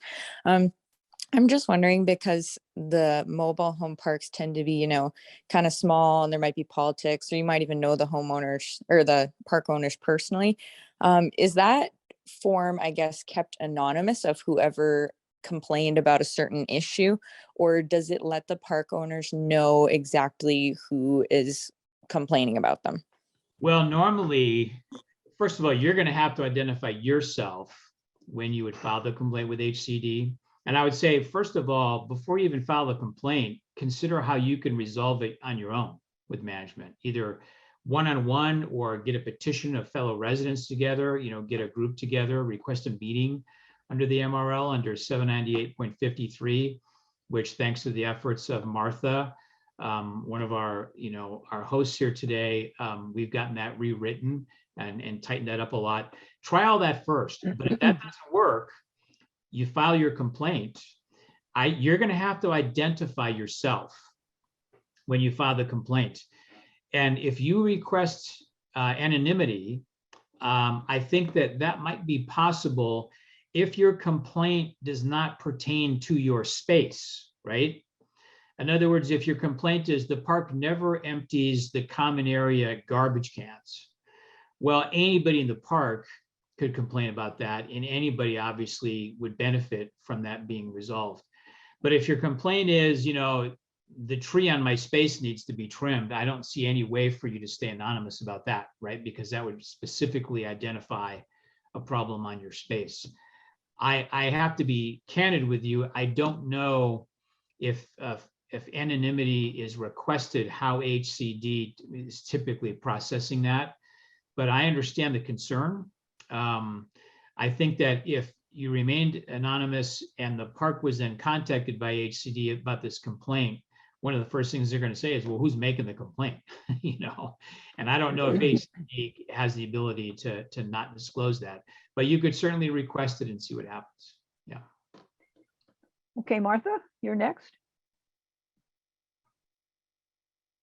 Can they charge us for water when it is currently included in our rent and we have no water meters at our homes? If they charge us, shouldn't we get a rent reduction? And who pays for the meters? All right, that's 798.41 of your MRL. And that's a section that allows the park owner to break out any utilities from your base rent and charge them as separate line items. When you think about it, it's really not a bad concept, for everybody involved to say, we should probably only be charged for and paying what we actually use in terms of electricity, gas, water, sewer, cable TV, if we want cable TV. Those are the kinds of utilities that the MRL mentions in 798.41. So can the park owner break it out separate? Yes. Obviously, though, you can't break out any of these utilities if you don't have a meter in place to measure the use. There'd be no way. I mean, it's impossible to charge somebody for what they're using if you can't measure the amount that they're using. So if a park owner, which many now, if they haven't done already, they're interested in submetering water because we have drought conditions that don't appear to be going away anytime soon in California. And it's better to not have, Mildred out in the corner of the park, go to bed, leaving her hose running all night down in the gutter, and then all the residents of the park have to pay for part of that, right? Because it's part of the water charge that gets divided amongst everybody. What we'd rather have Mildred do is be billed for all that water she wasted, so that she's thinking more about, I better check my hose before I go to bed at night because I don't want to pay for all this water. And so everybody benefits. We don't waste water. We got more water for everybody to use, and we're only paying for what we consume. But you have to have meters. Once the charge is broken out, the base rent must be reduced in the same amount of what you're breaking out. So if the park says we're going to start charging separate for water, your rent's $500. We calculate the water charge is $20 per month based upon some historical usage. That's what we're going to start you at. Well, then that means the rent has to be reduced by $20. Otherwise, we have a rent increase, don't we? And especially in a rent ordinance RSO jurisdiction, that would be prohibited.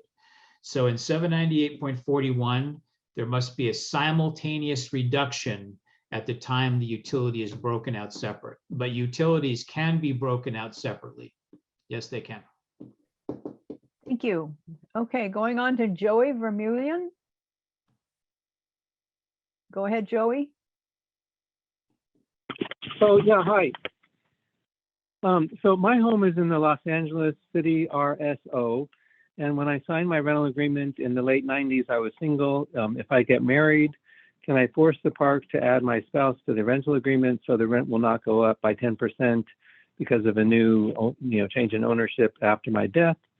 So the rental agreement will continue as is for my spouse. Well, you can't, when you say, can I force them to? And literally my answer is no, you can't force them to. By just saying, I need you to add this person and you'll do it. The way that it happens is if a significant other who's turning into your spouse is living with you at the time that you're the sole tenant, you're the sole, approved homeowner, and then you get married, let's say, and you say, oh, hey, I'm married now. Now we're going to title the mobile home in both our names. And now I'd like to add this person to my lease. If they're just there as an additional occupant, right? Just like a guest or an additional family member, that doesn't give them a tenancy. So when you leave, they got to leave because they don't have independent rights of tenancy. What you'd want to do is seek to have them added as a tenant, and they need to qualify just like you did. In other words, they get an application, they fill it out, they show their income, we get a credit report run. And if they then independently qualify, then they can be added to the rental agreement as a co-tenant. And that would mean that at the point where you die, or if you left, you had a divorce, or you just left the home for whatever reason, they could continue and there would be no change of ownership. So folks tend to want to do this when they realize, people living with me that maybe used to be minor children and they were just additional occupant family members. Well, now they're adults and I want them to be able to stay here if something happens to me. You need to get them park approved. Okay. All right, Martha, go ahead. This question is coming from a person who says that the folks are sitting in the clubhouse and they all apparently have this question. What recourse does a mobile home owner have if the park owner continues to deny prospective buyers as ineligible? Well, we talked about the two grounds, right? The two grounds that a park can use is a past history of not following rules and regulations, or financial inability to pay rent. And we talked about this unwritten sort of industry standard of 3-to-1 ratio of income over housing related expenses. Resale interference is a huge problem all around California. For whatever reason, the park wants to make it so hard for somebody to sell that they'll just walk away from their home and the park gets the house for free.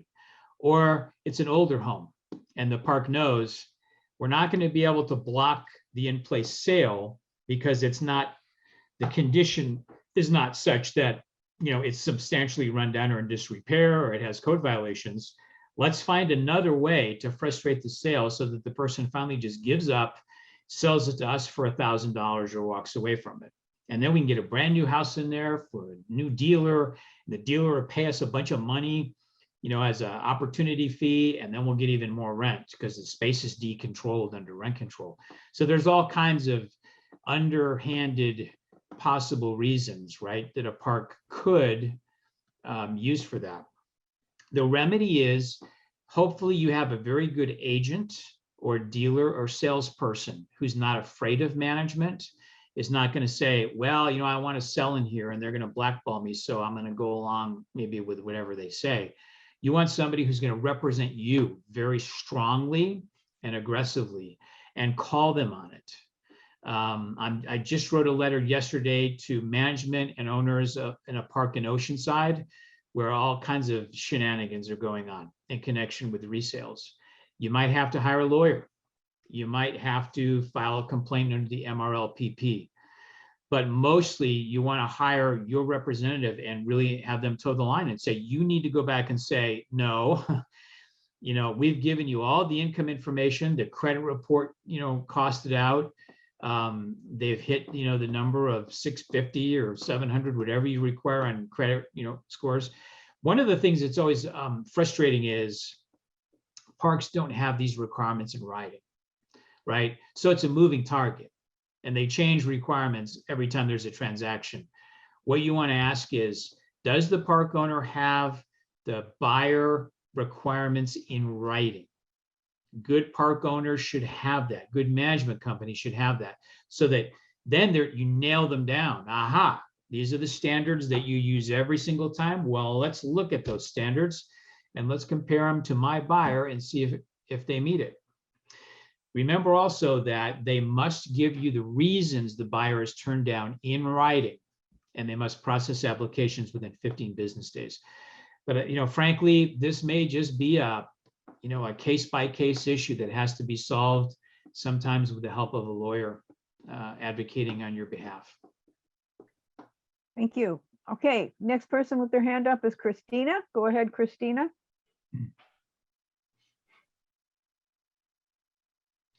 Go ahead and unmute, Christina. We might have lost her, or she's. Oh, she may have stepped away. Okay, Martha, go ahead with another chat. We'll come back to Christina. Okay, hold please. Oh, by the way, folks, at the end of the chat, I just inserted the link to the MRL script, which Bruce has been working off. So it's there for you if you want to run a copy.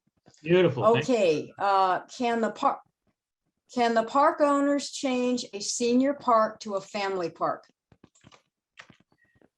Well, the answer to that question is yes, it's possible. They own the property, and they could say, we choose now to have our facility operated as an all-age park or facility. But remember the question, and I can't remember the number, but remember the question that I went through earlier. Can the residents, do they have the ability to prevent that from happening? And the answer is yes, if there is a senior park overlay district created, which zones the property for senior housing. That was one of our questions, if you go back and review it. And if that happens, then they can't do it because the law prevents them.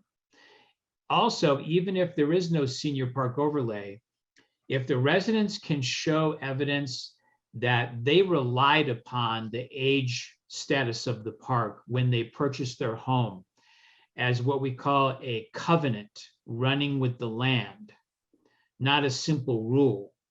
It also could be argued that there is legal grounds preventing the park from changing the age status.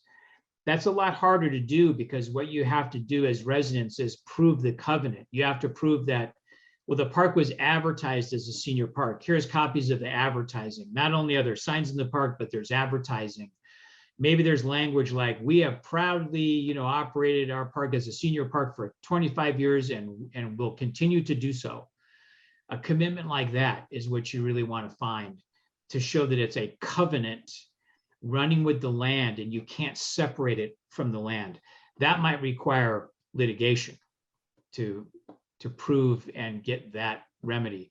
Otherwise, the best remedy is get a senior park overlay district like Yucaipa, Huntington Beach, Santa Barbara, and other jurisdictions have done. Yeah. Thank you. Okay, going on to Carrie and Heike Beauchesne. Yeah, hi, Carrie. Oh, Thanks for doing this. One of these days, we're going to have that rent hearing, Carrie, but who knows when. Yeah, exactly. I was wondering, a while back, in 2020, our owner started charging prospective buyers a $500 processing fee. We felt like that was inappropriate, and we stopped it. I mean, we asked him to no longer do that, and so he stopped it. What I'm wondering was that legal? And should people who were charged that, if it was not legal, be reimbursed? Well, I'm looking at 798.74.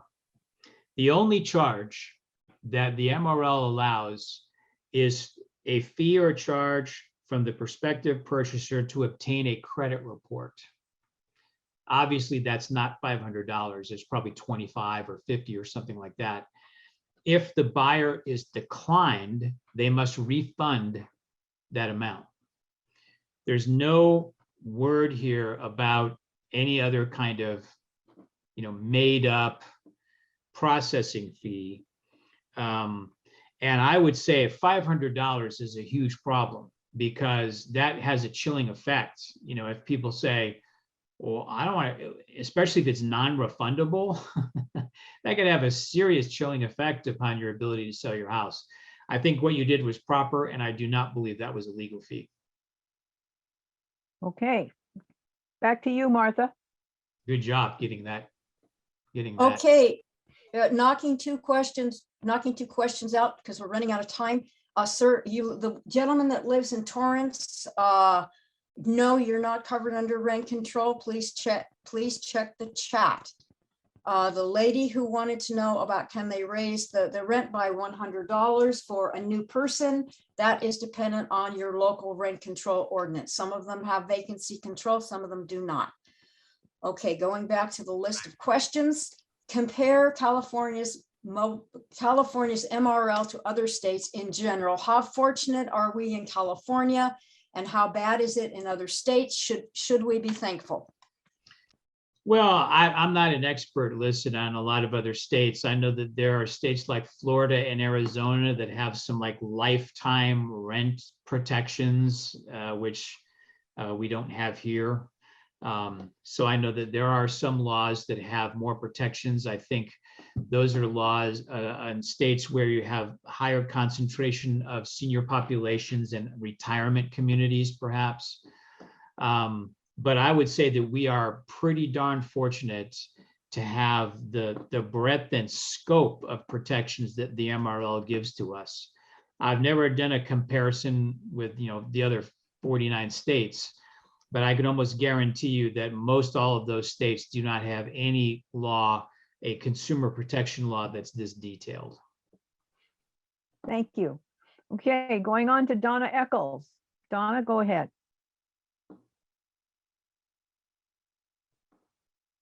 Take yourself off mute.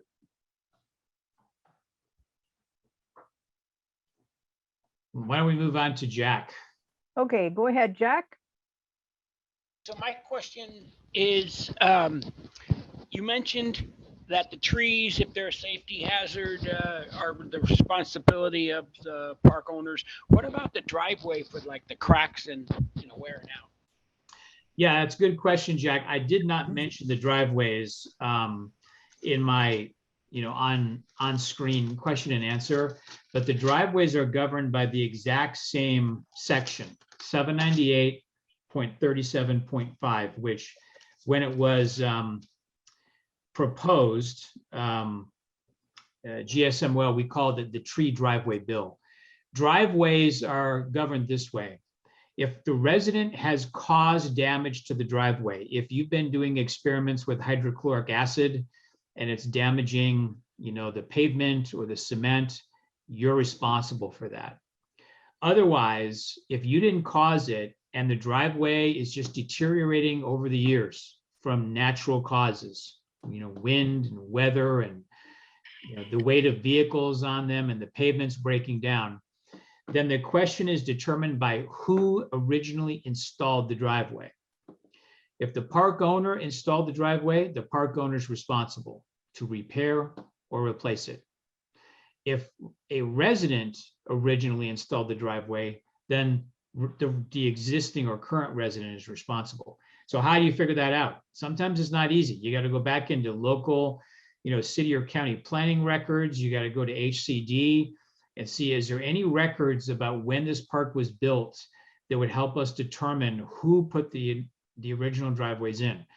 In most cases, the park owner installed the driveways. It might not even be the current park owner. It might be their predecessor, who they bought the park from. But not always. Sometimes when parks opened up, spaces came online one by one, and as each homeowner wanted to move in, they had to pour their own driveway. Sometimes we can tell, even if we don't have records, just by looking at the park. If all the driveways look the same, I think it's pretty clear that the park probably originally installed them. But if you've got concrete driveway, aggregate driveway, flagstone driveway, slurry seal driveway, that would tell me they probably got done one by one, space by space when residents moved in. So in most cases, the answer to your question would be, if the resident has not caused the damage, the park is responsible for driveway repair or replacement. Thank you. Okay, well, we're coming up on 12 noon. And I just want to say that we kind of wanted to stop at this point. We have a few more people. Why don't we take the last two hands, Anne? Okay, let me just make a suggestion that if Martha could just keep a record of the chats, and maybe we can send you the people that were still in chat that didn't get their question asked. Maybe Bruce, we could just email you those, and maybe you can respond to them by email. Yeah, sure. Okay. All right. So I'm off mute. Can Donna Eccles, can I? yes, go ahead, Donna. Yes, okay. My lease is up on August the 9th, and they said I would be paying a rent stabilization fee of $6. I looked it up in the RSO. That's okay. But they also assessed a cap fee, and it's $3.49. Doesn't sound like a lot, but you multiply it by 12, and then you multiply it by probably 275 people here in Rancho Grande who are on month to month, and it's $11,517 to the owners. Is a cap fee legal or? Well, Donna, I really can't answer the question without seeing what that really refers to. I mean, a cap fee sounds like it could be a capital improvement pass-through. I would need to see whether the fee is being charged because the ordinance allows it, or whether it's being charged because a rental agreement allows it. But there has to be a basis for that fee. I did look up in the RSO, and I saw the payment of $6 for month to month to the Rent Appeals Board, the local Rohnert Park Rent Appeals Board. I saw nothing about a cap fee. Yeah, I don't know what to tell you. I mean, it sounds like you need more information. Maybe ask the park, what does the cap fee mean? Or contact the local, contact the city, contact the rent administrator, the city manager, whoever would be fielding questions. Maybe it's the neighborhood housing department, and ask them, have you ever heard of something called you're calling it a CAP fee? Yes. Yeah, I've not really heard of that before, so I don't know. I just don't know. There has to be a basis either in the ordinance or the rental agreement to charge that, or else they can't charge it. Okay, Martha, you wanted to say something? Yeah.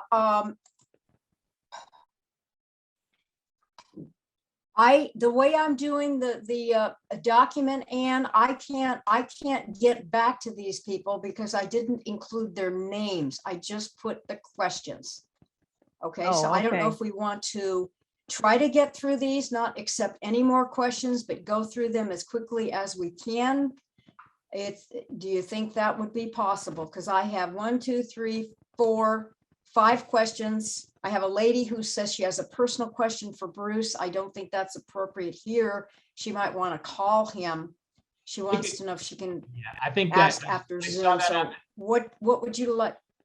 Yeah, I saw that on the screen, and I would ask her to just email me, please. But why don't we take those last few questions in chat and the last couple of hands raised, and then we'll just cut it off there, and anybody else should submit something to Anne. How about if we say that?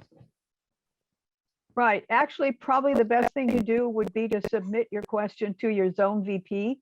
Okay. And that way, if it is a question that really needs to go to Bruce, your zone VP can pass it on to him. But sometimes the zone VPs can answer the question. All right. So Martha, go ahead with your next chat. Excuse, oh, sorry. Yeah. So, and I need clarification. Are you going to want me to gallop through these questions or tell people if their question hasn't been answered to contact their zone VP? Which do you want me to do? Let's go through the questions, Martha. Go ahead then, Martha. Okay. First one is, who enforces the senior park overlay district?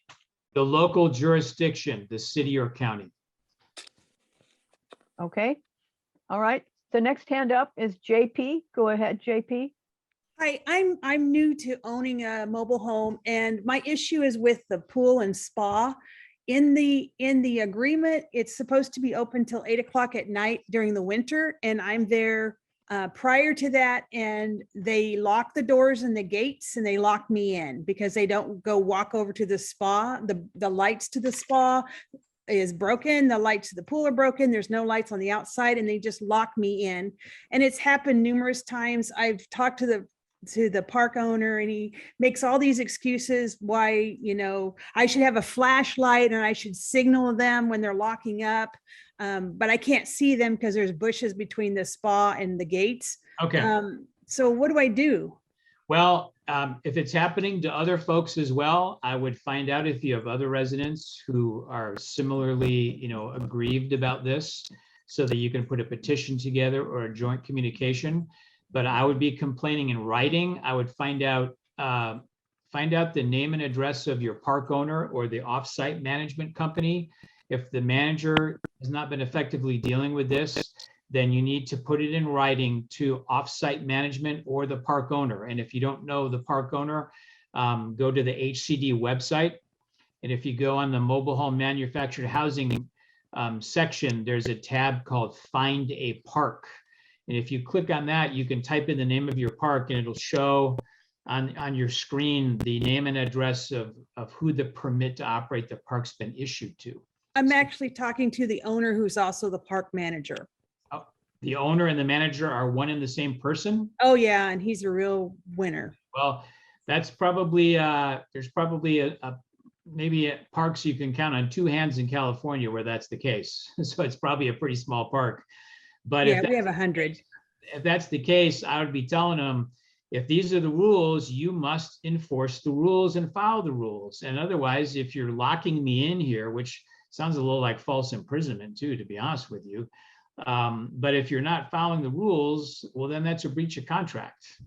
Right, but who do I mean, what about, you know, I'm fearful for retaliation, but who do I talk? I mean, I've talked to him numerous times, but where do I go next? What is the next step? Because that's not working. Well, then you'd have to go to the Mobile Home Residency Law Protection Program that we've given the information about. Okay. You can file a complaint there, or you can hire an attorney. Okay, all right, Yep. thanks. Sure. Okay, Martha, go ahead with your next person. Thank you, Bruce. That eliminated the next question. It was the same question. Okay, the next question here is SB 869 involves management training. Does this also include harassment training? Well, the statute, the statutory language is being revised almost as we speak. I just had some conversations with Esperanza, our lobbyist, and Senator Leva's chief of staff just within the last 2 working days about a couple of other amendments for the Senate Appropriations Committee. There's a pretty lengthy list of the information that's going to have to be part of the curriculum, if you will. I don't have the bill in front of me. I don't remember specifically. I'm not sure that harassment training by the use of those words was there, but I can tell you that that issue is going to be sort of bound up in all of the different kinds of training and information that they're going to have to complete. So that's part of why we're doing it. Obviously, part of it is they just don't know the law, and they need to understand how the law works and how they're supposed to follow the law.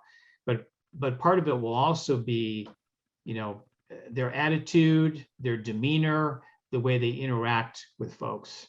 So without maybe being as specific as those terms would say, yes, that would be part of it.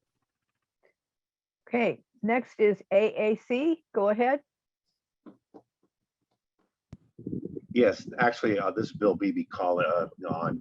That was my question, and the reason that I asked it, and I sense from hearing some of the other questions, one of the managers of the park is literally a bully, and in my estimation, he should go through harassment training. So thank you for that answer. Sure. Okay, Martha, go to your next person. I think we just have the chats. And Okay, then we've only got two more. We've only got two more, Ann. I'm wondering if it's considered a reasonable change for the park to update resale requirements. This question is blowing my mind, Bruce. It says the park is now requiring homeowners to pay to use a licensed agent or use an escrow agency instead of being allowed to sell it on our own as the homeowner. This was not in the resale requirements of our lease. So I'm wondering if this would be considered reasonable. Well, there's two responses to that. First of all, it is completely unreasonable to not allow a resident to sell by owner. You cannot require anybody to hire a real estate agent or broker or a dealer or salesperson.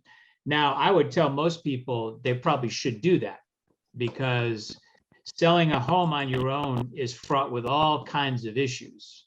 And I think it's probably within a person's best interest for a lot of different reasons, exposure, working your way through the proper disclosures and contract issues to hire a professional. However, you can't make somebody do that. That would not be enforceable. The park can, however, require an escrow. Okay, and that's something separate. People can sell a home on their own without a licensed, agent, so that they can save commission and still use escrow. They just go to an escrow company and pay them, $500 or something for running the escrow. And I would say nobody should sell a home without an escrow either, because that's also fraught with all kinds of problems. So my answer is it's reasonable for the park to require an escrow. As a matter of fact, the MRL refers to an escrow in 798.75. However, they cannot require that somebody hire an agent or a dealer or salesperson. Okay, Martha, next. Yeah, the last question, and once again, I just posted in the chat the link to Bruce's script, which is fabulous. And I also posted the link to either join GSMOL or renew your dues. Okay, so the last question is, can capital improvements expenses be passed on to the resident? Where is this clarified in the MRL? Well, again, one of our questions from today addressed that specifically. The MRL does not literally say yes or no about that issue. The cases in California, however, do, and say that pass-throughs are legal and a capital expenditure would be maybe the most often used kind of pass-through. The MRL does say that if such a charge is passed through, it has to be separately stated on the rent statement, and the date that it ends must also be shown on the rent statement. But those are legal. But again, the park has to have a basis for that. Either a rental agreement provision says they can do it, or the RSO provision needs to say that they can do it if there is an RSO in their jurisdiction. And the residents entitled to verification. They're entitled to see bids, contracts, documents, check copies. They're entitled to know this was actually paid for. It's not just, made up. Yeah, but that's the answer to that. I would just close, since we're done with our questions, by saying, folks, again, if you're not a GSMOL member, I would implore you to join GSMOL. I mean, it's pennies per month for you, and you get so much benefit from it, so much helpful information. If you are a member, make sure that you renew. We have a lot of trouble when renewals come up and people just kind of forget, or they're busy with something, but do what you can to make sure you renew, because without a strong GSMOL, you're not going to get these laws. GSMOL has been responsible for passing virtually every one of these code sections we've been talking about today over the last decades. And if there's not a strong GSMOL, you can't, there's not going to be money to pay the lobbyists to do all the work, the fabulous work that Esperanza does. And she does it for a very low cost. She's very committed to affordable housing, and, to all sorts of low income and immigrant, causes and senior citizen causes. And she's just phenomenal, but we need those resources. We need that ammo.